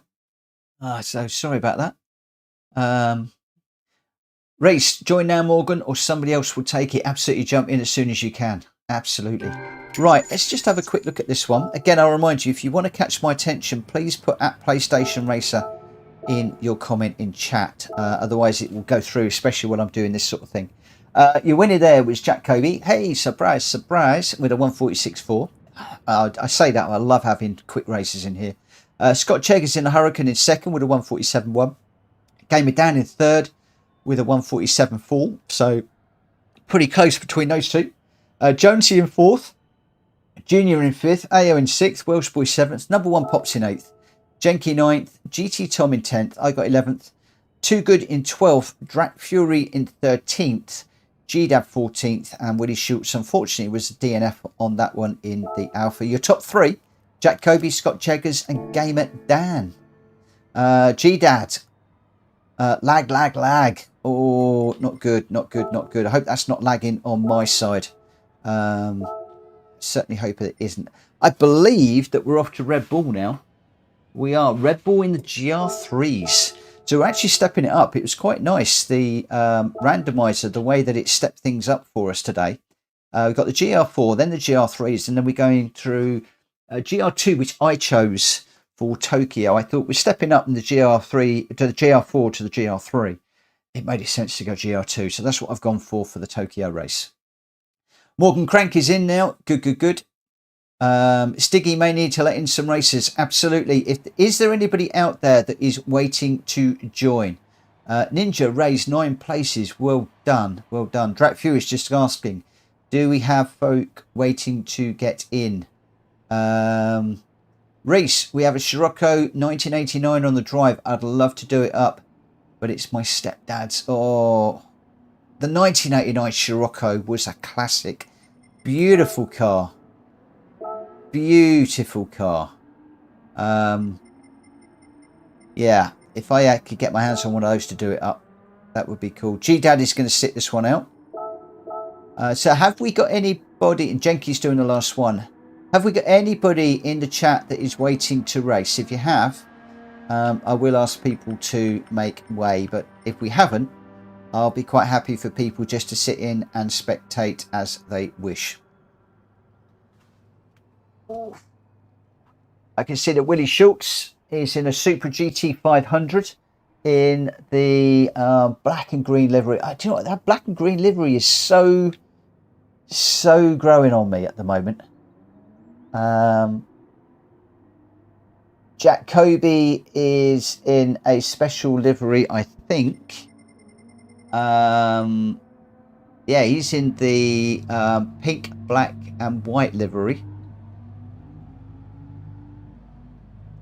Morgan Crank, how do I start at the back so I don't slow people down?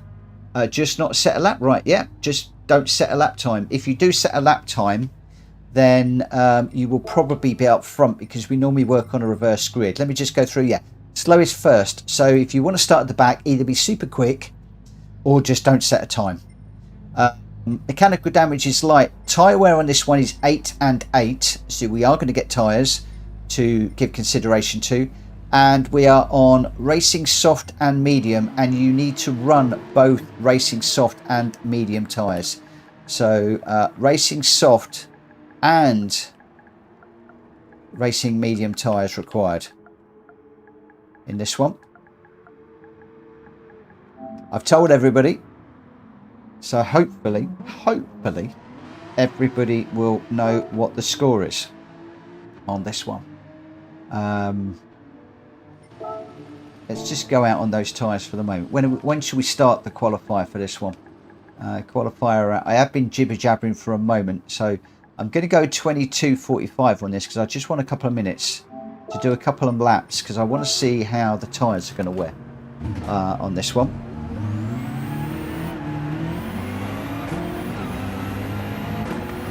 Again, if there's anybody out in YouTube land that is waiting to join, please let me know. And if we have got a few people that are watching, I will politely ask them to vacate to make space for you.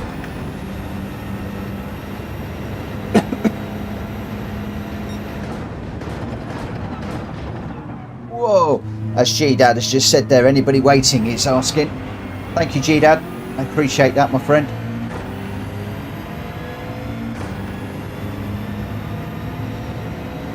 Number 1, Pops, did I like the Focus? Yes. The Focus RS is nice, and it remains a car that I'd love to buy in the real world. And do you know, once again, I am floundering.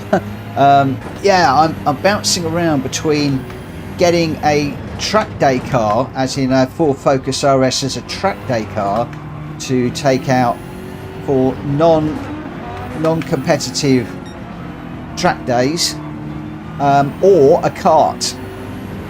A kart is significantly cheaper to both buy and run,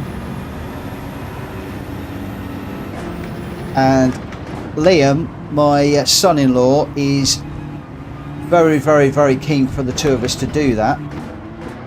And I'm all over the place at the moment. Let's just come out of this, because that's horrendous. 45, I think I said. Yeah, he's very keen for us to get a car and race that between the two of us.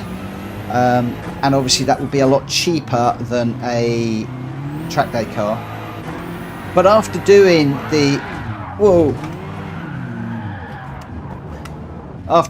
the track run this morning, I'm once again back to really wanting to take a real car out on track and enjoy running a car quickly. No worries, Jack Kobe, that's fine.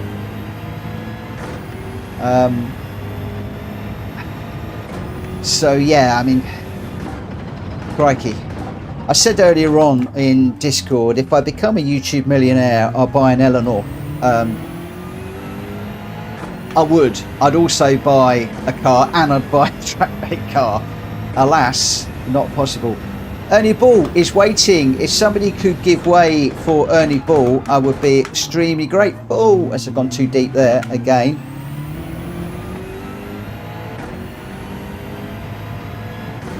So Ernie Ball just in the chat, just asking if there is a place that could be made available. If that is possible, I would be very, very grateful. Jack Kobe, where would I want to go in the car? I'm going to be honest with you, I haven't really thought too much about it. There is a track down in Northampton that do owned car running. Liam was up at Rye something or other earlier on. But what I'm looking at is somewhere where I really need to stop talking and concentrate on the racing here. If we do buy our own car, because I want to get into the mechanics of it and setting it up and everything else.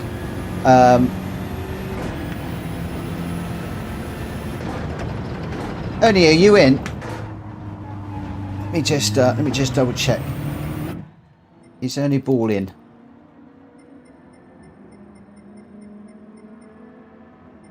Actually, Ernie, there is a space for you right now, my friend. We've got 15 to 16, so there is a space for you that's opened up. Yeah, Rye House, I think, is where Liam went at the weekend. And he was going to inquire about renting a kart and also running what you've bought. Because the idea is that we will probably do 2 or 3 sessions where we're just renting. Make sure that it's something that we really want to get more into. And then get a kart maybe in 2025 to run timed sessions, and we might enter it into races like endurance races where we're both sharing. I don't quite know where it's going to go yet. We're thinking about it, but I also haven't taken my mind off the fact that I would like to get a Focus RS and take that out as a track day car. So just can't do everything. Terry West, I've always wanted to drive a Mustang convertible down the Pacific Highway. God, wouldn't that be great? Wouldn't that be great? That would be fantastic. Reece says, if you're a millionaire, you got to buy us mods a supercar too. Oh, definitely would. Jack says there will be businesses, teams who will offer weekend or day hires. Exactly. Yeah, there is that. But karts are not expensive to get hold of, actually. Right, let's get this one underway. I think I said that we would go at 1:45, and I think we're at 1:45. So I'm far from ready. What time did I say? I don't think I did. I'm going to get it going now anyway. Let's just make sure that everybody's in. Stiggy's watching. Let's get going. Is Ernie Ball in? Yes, Ernie's in. That's good. Yeah, it's all early days at the moment. All very early days.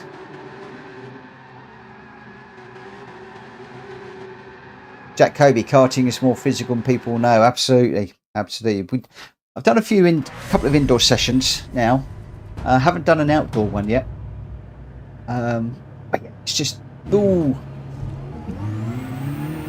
It's difficult to know which way to go. I just want to do something to take the channel to the next level.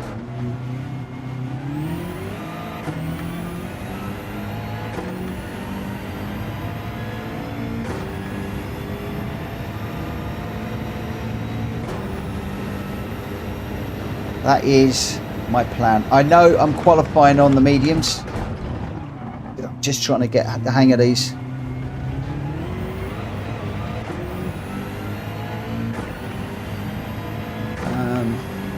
Yes, we've got quite a few around our way, and there's one I was looking at, which if you've got your own kart, you can race, I think it's 45, well not race, but you can run practice sessions, so Liam and I could potentially time them.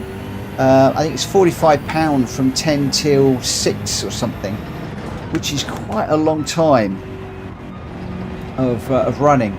So it becomes, that then becomes very affordable until you start adding in tyres and proper race sessions.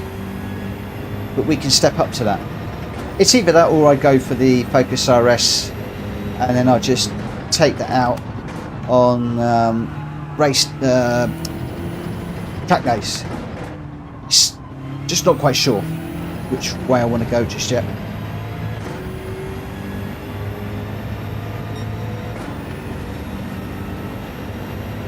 Just out of interest, and I know that some of you are doing quali at the moment so you can't respond, but would you rather see me doing some karting, including maybe some racing, or a track day car? What would you rather see? Or neither, of course. Maybe maybe neither of those two are of interest to you. I hope to throw a poll up on that at some point. I'm not going to do it now because we're in quali. If I remember, maybe I'll throw that up tomorrow. I'm just going a bit too deep on that corner.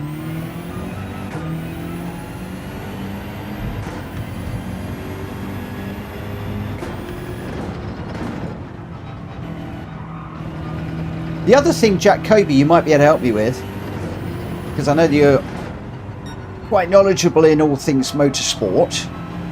Do you know anywhere where you can buy a kart kit, as in a kart, but in kit form, that you then do a DIY build on, like you do a Westfield or Caterham? I'd love to get hold of a kart kit and build that from the ground up and then go and run that, because you're more invested. I feel you're more invested in the car, you understand it more, and I just really love to do that, but I can't find anybody that does it. Reese, somebody had to say both.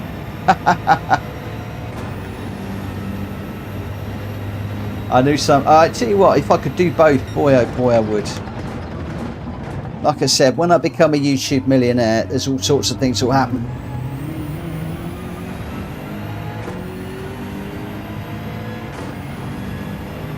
Terry West, track day karting is for the younger generation. That is another thing that I have been concerned with. Yes, I agree. But I'm young at heart. You're as old as you feel, my friend.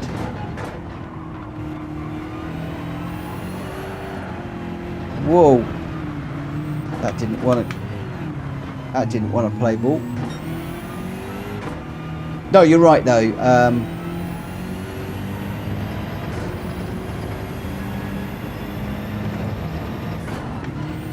Yeah, I don't actually know how old Liam is, but he's got to be, probably 30 years my junior, and that's a big old difference.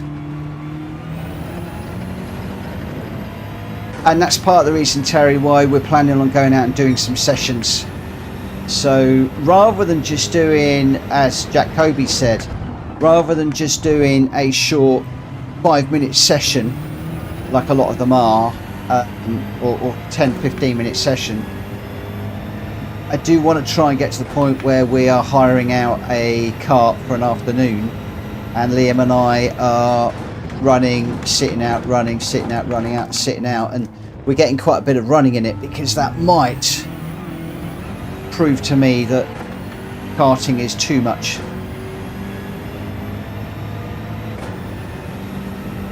Mitch will be stuck in the back with a back injury. Well, I don't really want to do that. I've got a shoulder injury. I've got an ankle injury at the moment. So, oh, and I've got a thumb injury as well from when I was helping do Ellie's patio. So I've got plenty of, like a lot of us, plenty of little aches that I don't really want to aggravate. So again, this comes back to potentially track day car would be the better option. But who knows?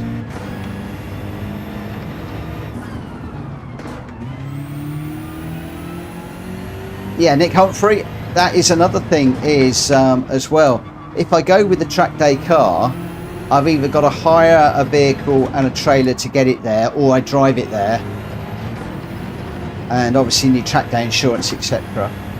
With the cart, I can bung that in the back of Liam's wagon. He's got a wagon we can put it in the back of.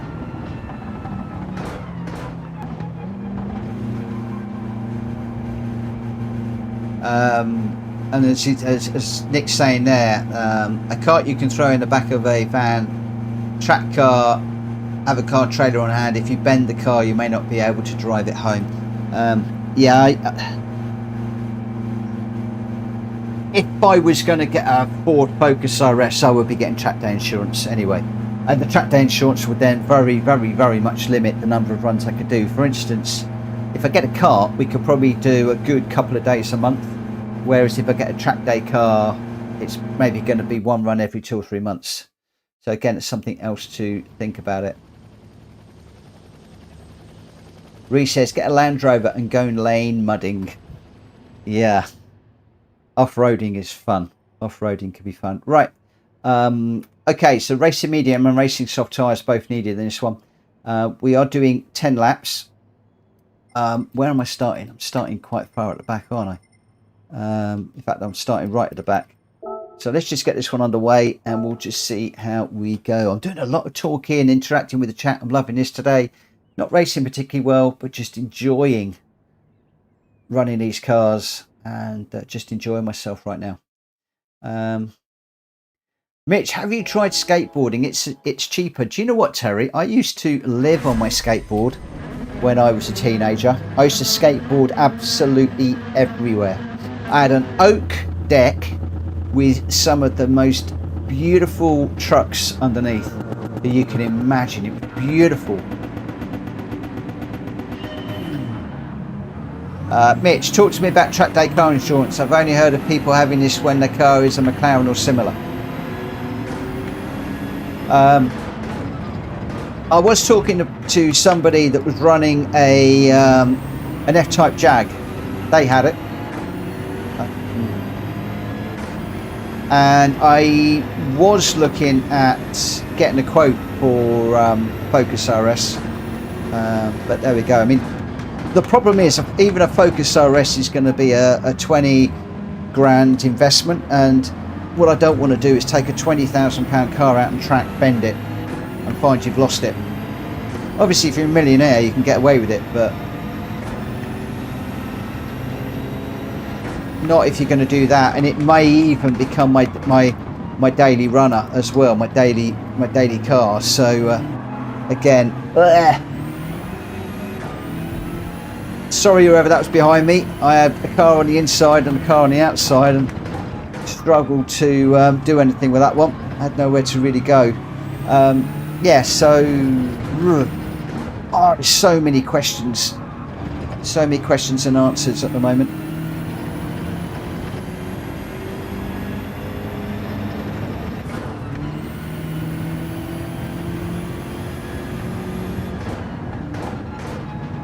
But Jack, sorry, definitely talk to me about track day insurance. I'd be very interested to hear your thoughts on that one. Hit me up in the Discord sometime if you would.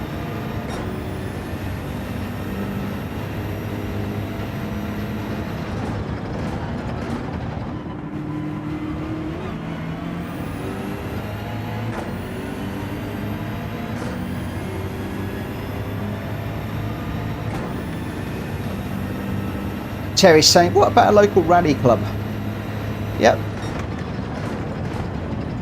I mean, there's two types of rallying. You've obviously got rally racing, which is completely manic, and then you've got, I'm assuming you're talking about cross-country rallying, which I have done as well back in the day. I've not done that since I've been married, well, since I've met Joanna, so I think the last time I did one of those I was about 17 and a half, 18, just before I met Joe, which was good fun.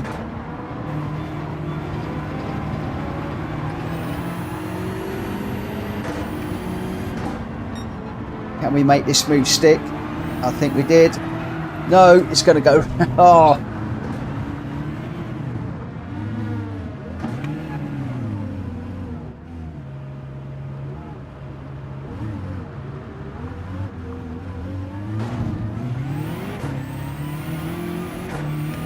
Let me just see if I can get back on track and I'll try and just pick up the well, that's not nice, that bit of track doesn't go all the way around there.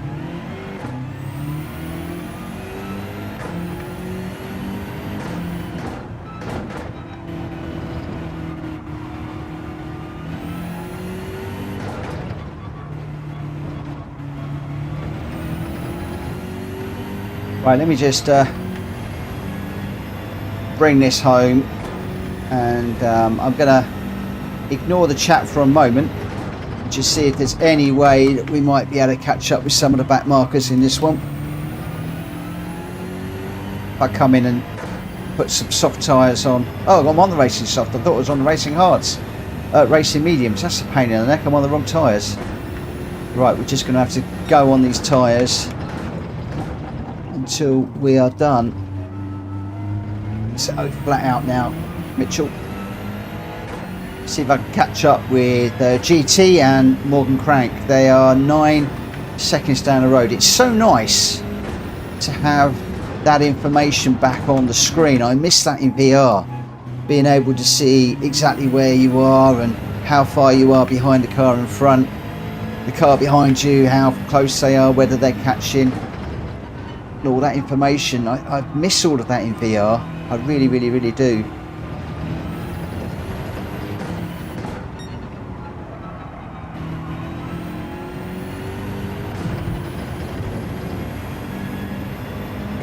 Pushing hard, so just pushing the track limits a bit too much.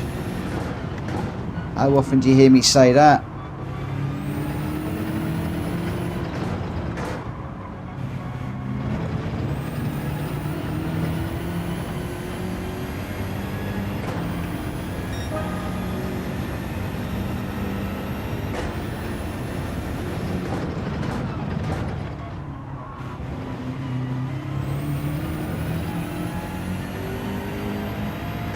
So we've got Willie Schultz, and number one pops in for tyres. Again, more information that you don't get when you are running in VR.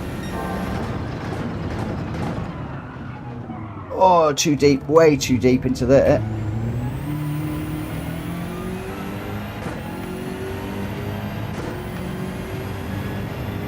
Six and a half seconds off of GT Tom, and I've got a 2-second penalty to serve, so this is not looking too good at the moment, and too deep again into that one.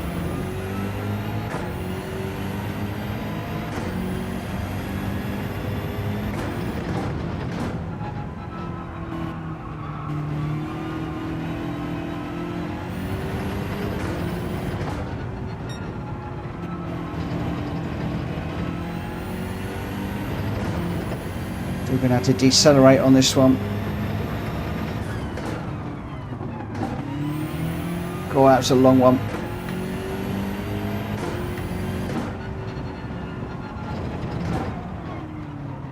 Let's just bring this in. Get those new tyres on. So mandatory tyres, and we'll fill this, we'll brim this one.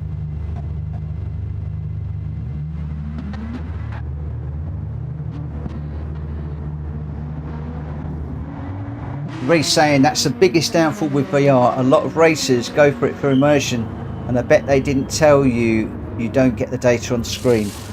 I was actually aware that you didn't get the data on screen So I was aware, I just didn't realise how big bleep annoying it is not having that information. I find it really frustrating, especially if you're on track on your own and you don't know. I mean, that car in front, am I catching it or is it going away? If I am catching it, how quickly? I mean, I could see the delta on the screen right now. In VR, you don't have that delta. You don't know whether you're catching them. You don't know whether they're going away. It might be that I'm being caught by the car behind and there's no way that I can catch the car in front. So what I might decide is to let that car in front go, but make sure that I safeguard the position behind me. However, in VR, you've just got to go like full beans all the time because you haven't got a clue where anybody is. And of course, you don't have a race engineer that you can call on to give you that information verbally either. So yeah, it's, in my mind, it's a big hole in the game. And I'm getting to the point now with Gran Turismo where I want to write to PD and say, wait, come on, for GTA, how about we have this? I think we need some better graphics for the tyre temperatures. We need to be able to save more race definitions in the game and have a randomizer built into the game. And for VR now, we need a little bit more information.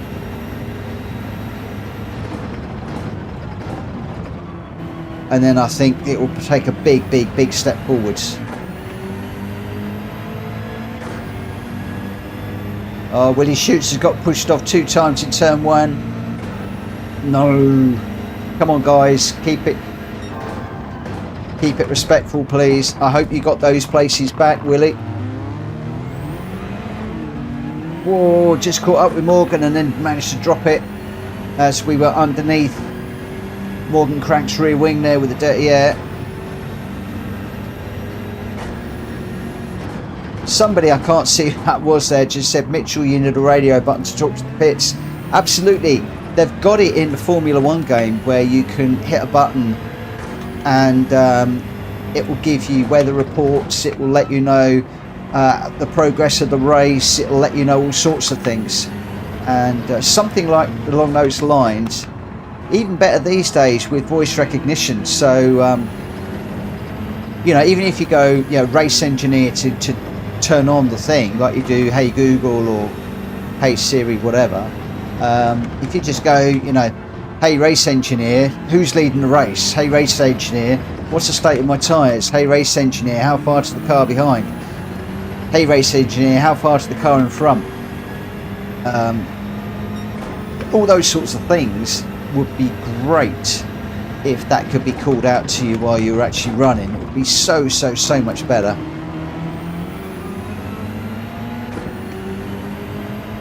Willie Schultz, absolutely.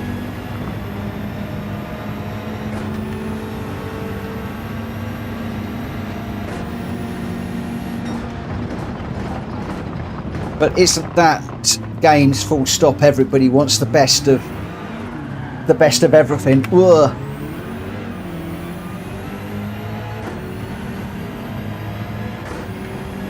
Well, let me just catch up with Morgan Crank again. I want to try and put those guys under pressure. Oh, I'd love for Joe to be my race engineer, I tell you.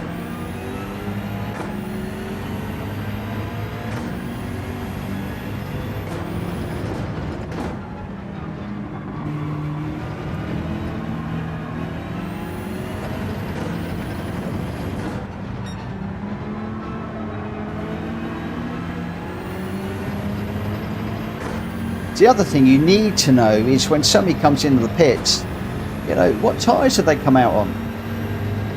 If you're on a different pit strategy, then, whoa, sorry GT Tom, that was my mistake, and I got a penalty for it. Oh Terry, I'd love to get a job with PD, I tell you.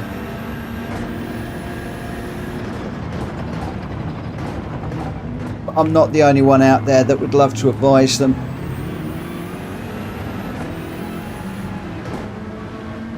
Right, I just caught the Supra behind me, so I'm going to get that place back. Go on, go, go, go, go, go. Okay, so he's not going to go through. Morgan, you should have kept going, mate. It was me to hit you. Which is my problem, not yours.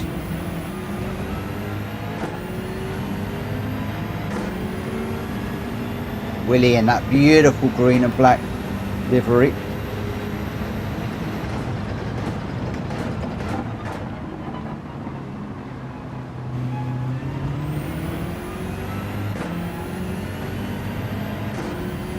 Reese, there could well be limits on what PD can do. Obviously there's only so much processing power, etc, etc, and I do know that a lot of the telemetry is available in the game, and maybe we've got to wait for the PS5 Pro or the PS6, I don't know.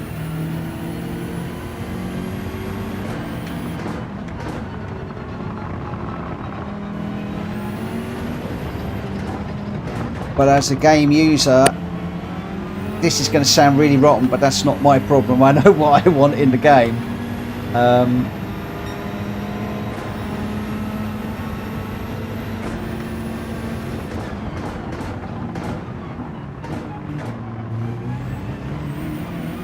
How they deliver it. But you're right, it is probably down to resources. I'll be honest.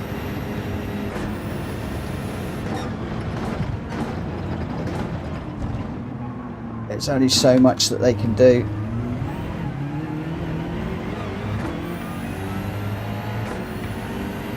The PS24 will be an actual car. That would be cool, wouldn't it?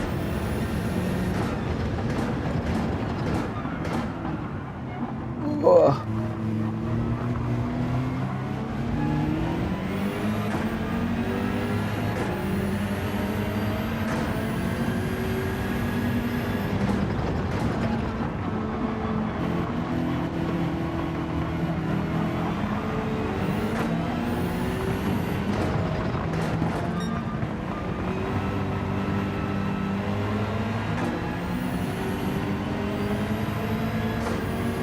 Car on the outside of me.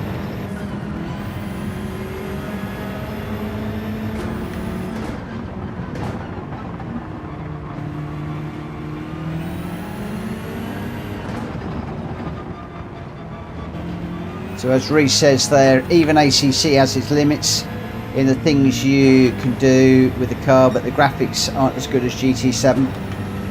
I must admit, the graphics in Gran Turismo 7 are outstanding. I love it, I really do.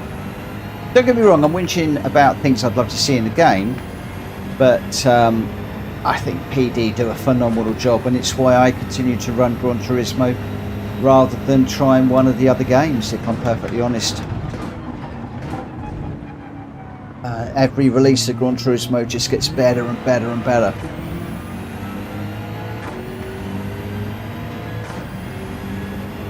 And it's the same with VR. I mean, the amount of processing power to create those VR images, you know, maybe putting that extra information on screen is just too much.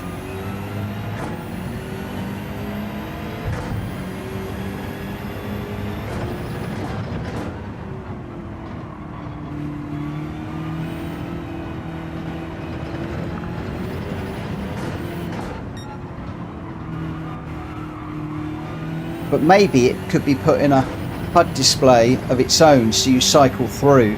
If it is a resource issue, you could come off the radar and just view that information, and then view that and then come off it. Maybe, I don't know.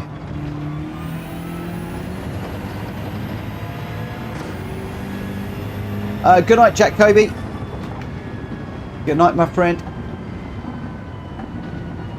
You like that race? I like that race. I like the two different tyres on that one and the fuel as well. I think we've got that one just about right now. I really do like that one. So what is that? Was record number 26. I'm going to put a big tick, 3 ticks by that one. I'm going to sign that one off in the randomizer.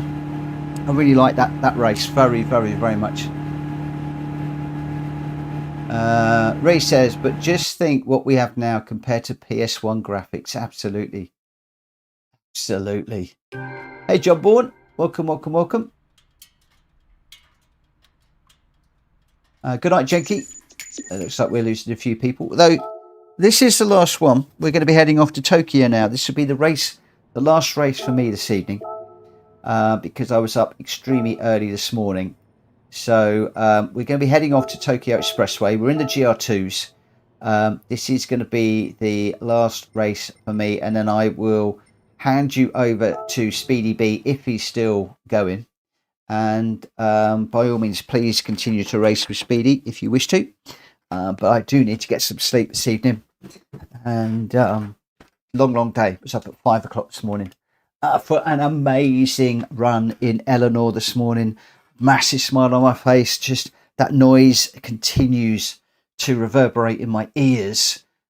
Just a feeling. The car itself was a bit tired, but the experience was just wonderful. I loved it. Absolutely adored it. Right. I'm going to play safe. I'm going to go with my Nissan Concept that I normally run in. What tyres have I got on that? Racing soft is good. And what I'm going to do is I'm going to get this one underway as soon as possible, basically.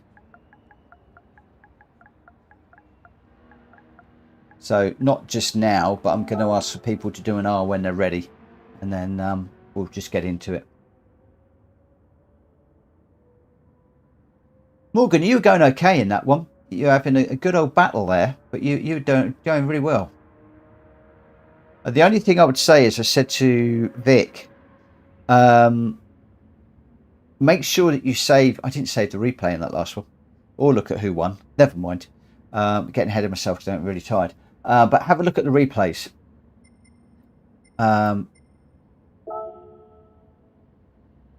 Was that the chat? Was that the result for the last one? I'm not quite sure. I'm not going to worry about it. I can't save it. Yeah, have a look at the replays, mate, because you will learn a lot by watching the likes of Welsh Boy, Jack Kobe, Scott Cheggers, some of the quick people, but also find somebody around the same area as you. So not me, I'm not consistent enough, but somebody that is consistent, but around the same area as you. So maybe, you know, maybe that they're a second or 2 seconds a lap faster. Watch them, learn from them, and then step up. If you can step straight up to the quick boys, do that, because that is the best. For the rest of us, you'll probably be picking up bad habits. Like if you follow me, you'll find bad habits. If you watch the replay from Jack Kobe, well, you're going to see a much cleaner, better race. Jonesy says Jack Kobe was first, Ches was second, and Jonesy was third. Cool beans. Morgan Cranker's just popped out to get a car. Cool. Yeah, I've got to get in the habit of saving the replays and going through first, second, and thirds. I just got a bit tired tonight. Just got a little bit tired, I'm afraid. Jack Fury's game has crashed, so we'll give it a few minutes and we'll just see if people are coming in. Galacticor, good night, my friend. Terry West, I'm consistently coming off the track to cut the grass. Mate, I people used to take the mickey out of me for cutting the grass. They used to say that I used to have blades underneath my car, that I was cutting the grass that much. The one way that you will get quicker and more consistent is just by coming out and running with people that are going to put you under pressure.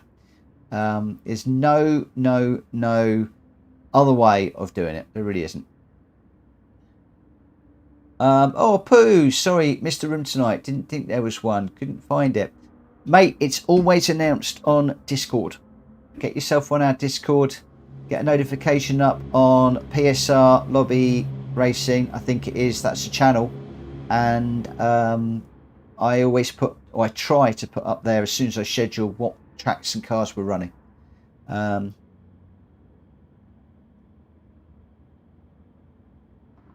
Reese, 8 people left. Yeah, not a lot of people seem to like this one. yet it's normally a race that loads and loads and loads of people like to do. This is a brilliant, brilliant, brilliant race, this one. Is there anybody out there that is grabbing a car and coming to run with us? I noticed that Jack Fury's left, GT Tom's gone. Maybe we're getting to the point with this race where people have had enough of it. Morgan's just joining back. If anybody out there is going to come back, please let me know. Jack Fury, a few people were leaving to grab cars. I think a few people didn't have the car. So we've got a couple of people joining back in now.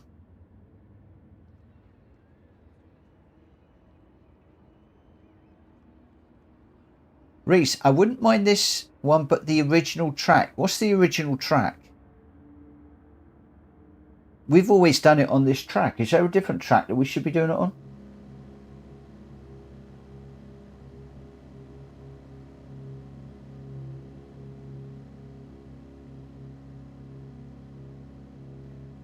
There have been a few people, Drac, that have not done this since I said that it was no longer a crash fest.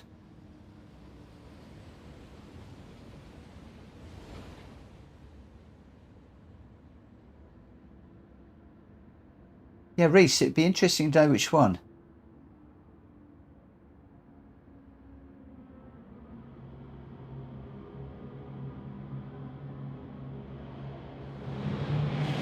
I'd love to know which track you're talking about, because maybe we'll go and do it. Right, I'm going to start this one. If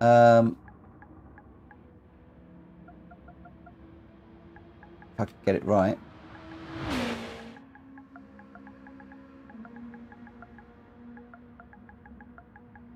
I'm going to start this one at 23. 23:20 latest.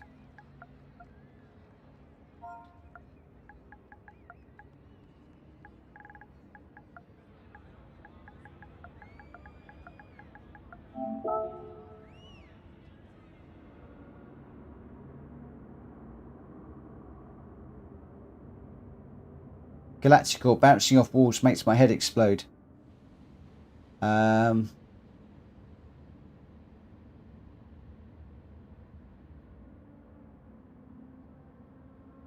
Okay, the clockwise one. Terry, as far as I know, we've always done it this way around.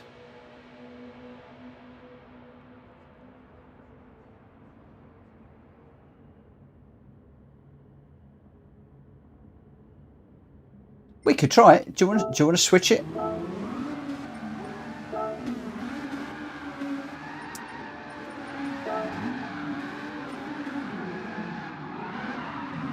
Do you want to go east clockwise?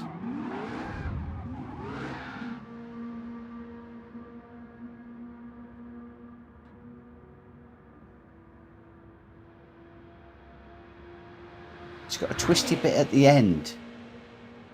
Who?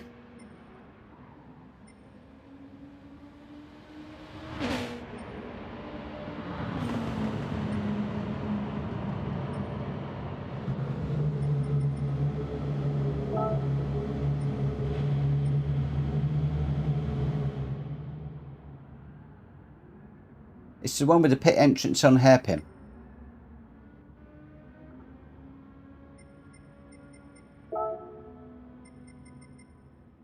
Ooh. I'm intrigued now. We are going to get going in a moment, but I'm intrigued. Tokyo Expressway. So you're talking about south.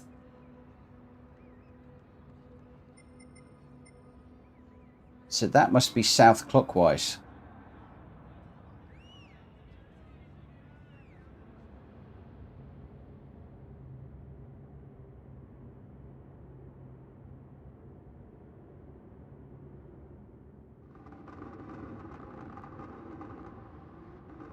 We've not done this on Tokyo South. That's the one we pitted you in Mitchell. Okay.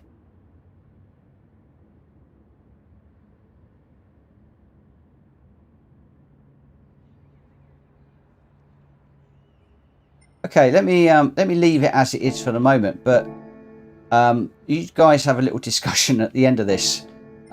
Just let me know. Let's get this one underway. I'm gonna go because I said we'd go at 23:20. So let's just get this one going.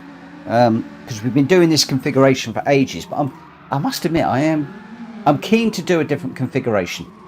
I've been thinking about doing a different track on this altogether. You know, maybe on Le Mans or something, or Fuji with the two big long straights. So I would really be interested, for your proposals for a different track. No, not Eiger. Ninja. You need something with a long straight where you can do a bit of bump drafting. So it's got to be Fuji or this one, Le Mans, something like that.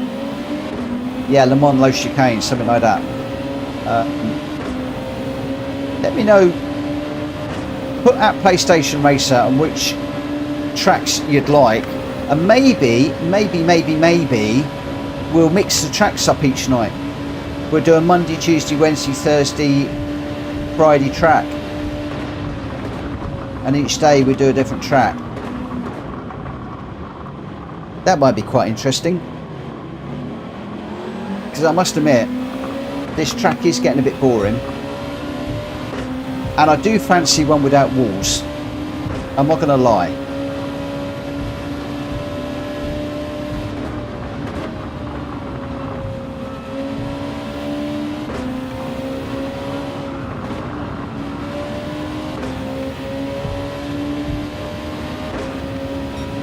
Monza would be another one we could do. So what we could do this one on a Monday, like Monza on a Tuesday, Le Mans on a Wednesday, Fuji on a Thursday, Nordschleifer on a Friday, something along those lines.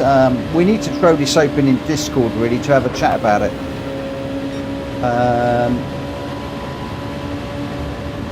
I think we should open this up in Discord, if I'm honest. A few people have said to me that they'd like to see a Nordschleifer with boost on.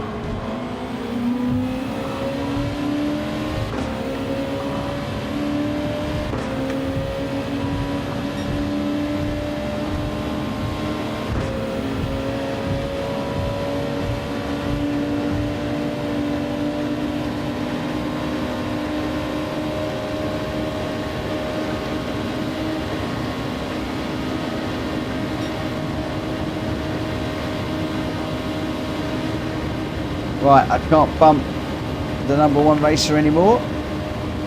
Fuji is the worst track on the planet. Waste of tarmac. Oh, I don't dislike Fuji.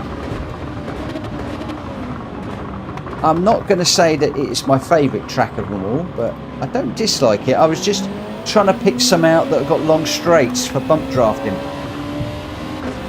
Because I do feel that bump drafting is a key thing on this. Especially when you've got the finish line on a long straight. I think that makes a big difference so that everybody can bunch up and then we get those brilliant, really close finishes, which really is what this one's all about. Race Deep Forest could be another good one, yeah.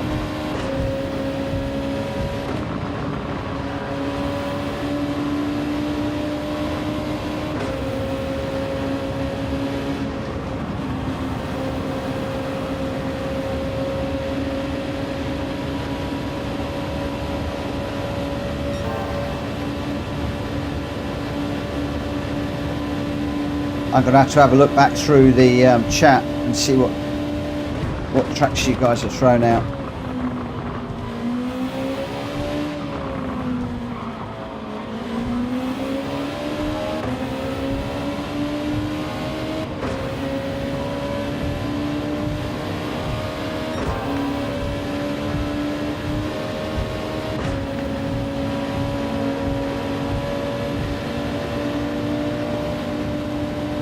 Oh, I nearly bumped Welsh Boy then as he went first.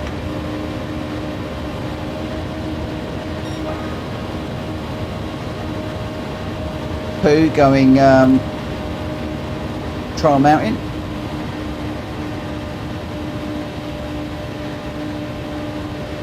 I can't go down my favourite side. Oh, I got a bump draft into the into just as I was braking.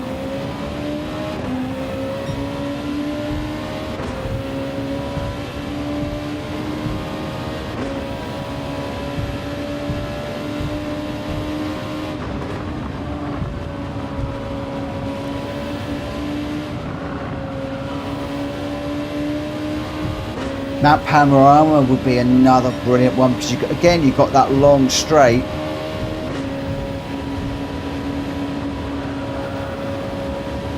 Oh, trying to give Too Good some room through there. That was tight. I think I gave him some room.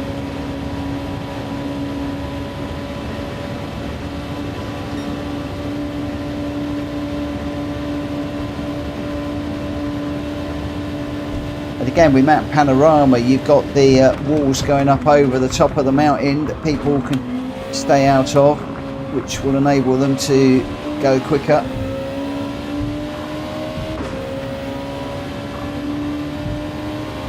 Yeah, Reese, I've always loved Mount Panorama, Bathurst. I loved it. I love watching the V8 Utes going up over there and the Australian touring cars back in the day.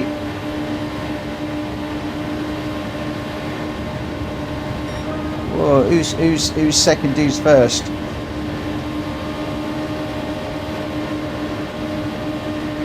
No, can't bump that one now. Ah!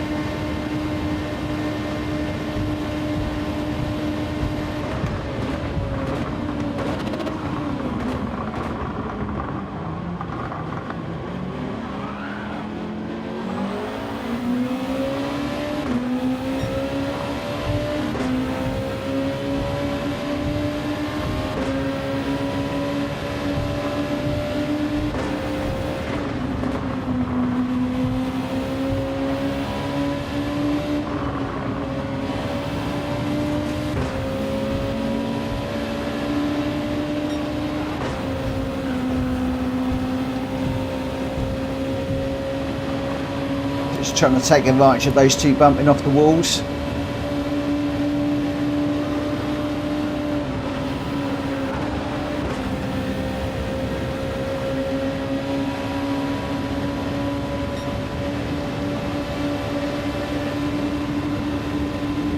Whoa.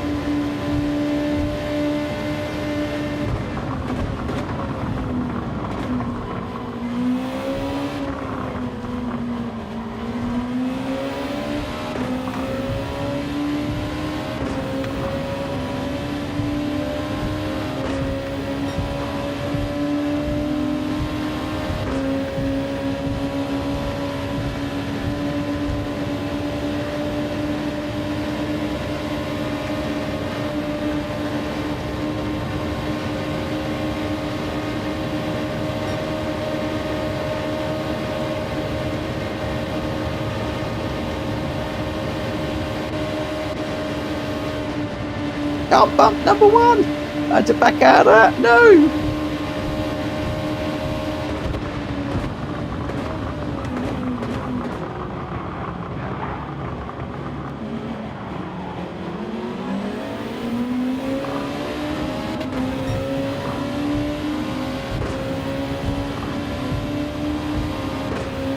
I need to let somebody back through there. I'm not quite sure who it was, but I've got a funny feeling that that orange car, Junior, I might have caught. Whoa! Sorry, Ayo. Might have cut Ayo's nose off as well there. Need to let him through too. He's right behind me. I can't do it right now. I need to do it in a safe place. I don't think I'm going to get the chance. It's very difficult to get places back down here.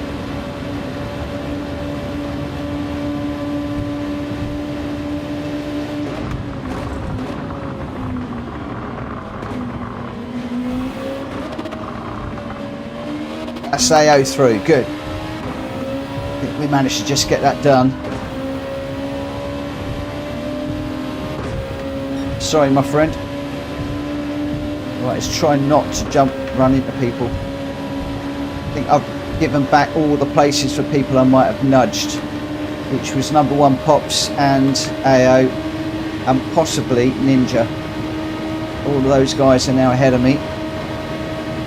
So now let's get stuck in, see if we can get this done.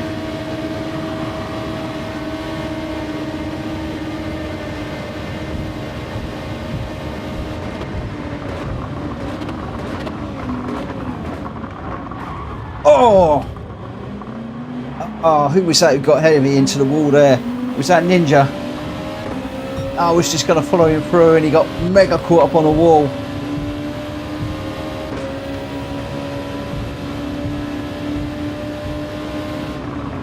That scuppered me, so I'm not going to worry, I'm just going to keep going.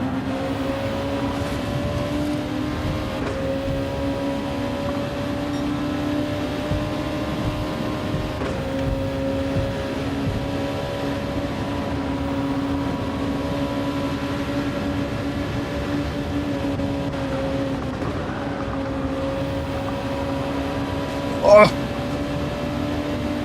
that was a battle and a half through there.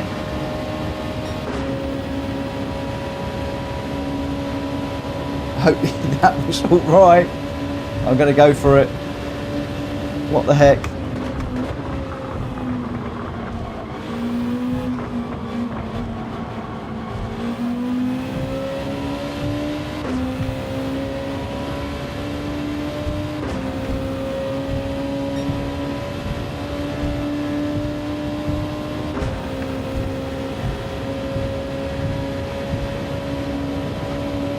Yeah, licensing tracks is expensive. I'd love to see them license Silverstone because there's loads of different races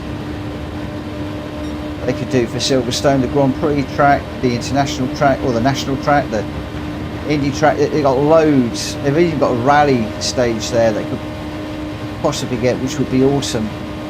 Hey, don't bump me. Don't bump me, my friend. You're not allowed to bump the leader.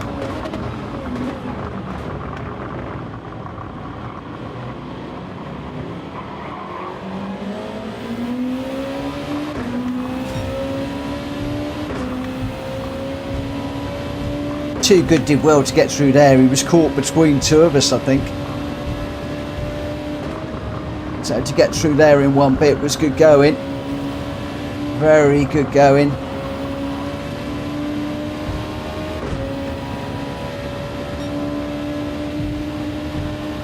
Whenever I get caught in a threesome through there, I get shuffled to the back normally. So kudos to you, my friend.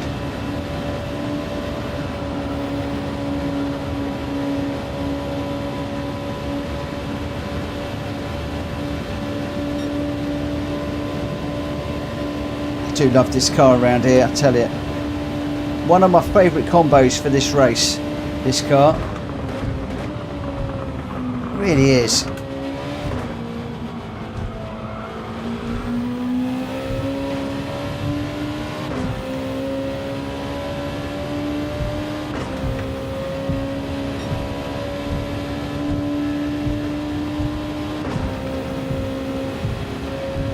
Right, come on. Let's get settled in. One more lap to go. Those guys are going to be with me very, very, very shortly. Catching up really fast. There they go.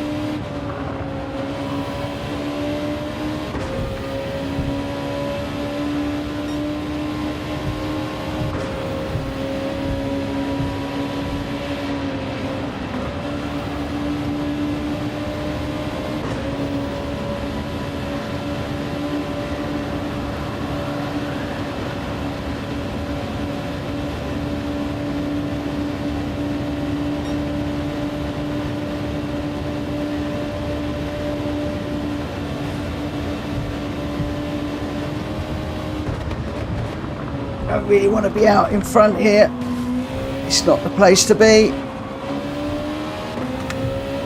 It's not the place to be normally.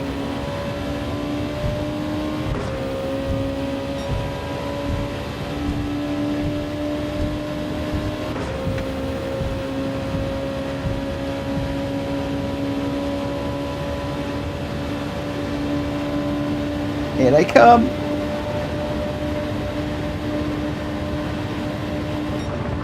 Oh, oh no, number one. Oh, number one, hit me to the post. 014. Oh my word, how close was that? Oh, I thought I had it on the line. Oh, headphone hair. I really thought I had that on the line. Oh. Like I said, going into that last corner, you don't really want to be out the front. So number one pops, pit me on the line. 0.014 ahead. I got second. Too Good in third. 0.04 behind. 0.5 behind Welsh Boy in fourth. Junior 1.1 in fifth. Got Cheggers in sixth. AO in seventh. Jack Fury in eighth. And Morgan Crank in ninth. Your winner, number one pops. Congratulations. Congratulations. Right, guys, I am afraid that I am going to have to call it a night now. I'm completely shattered. And we'll be back tomorrow, all being well, 9 o'clock. I might be a little bit more with it for more randomised racing. I will run the randomiser in the morning. I'll put the details up on the Discord so you know what cars, what tracks we're running, and you can all be super duper prepared. The movie car, I definitely need to do some work on Eleanor, and we will be doing something with that as soon as possible. But in the meantime, please hit the like button if you wouldn't mind. And if you're new around here, please subscribe. Look after yourselves. Have a great evening, morning, day, night, whatever. And I am going to head off and push you over to Speedy if he's still streaming. I'm going to try something different in YouTube, which is this rage thing. So for those of you that want to stick around and still see some more respectful racing, then you're going to get pushed over to Speedy. But for now, I will see you again another time. Take care. Bye-bye.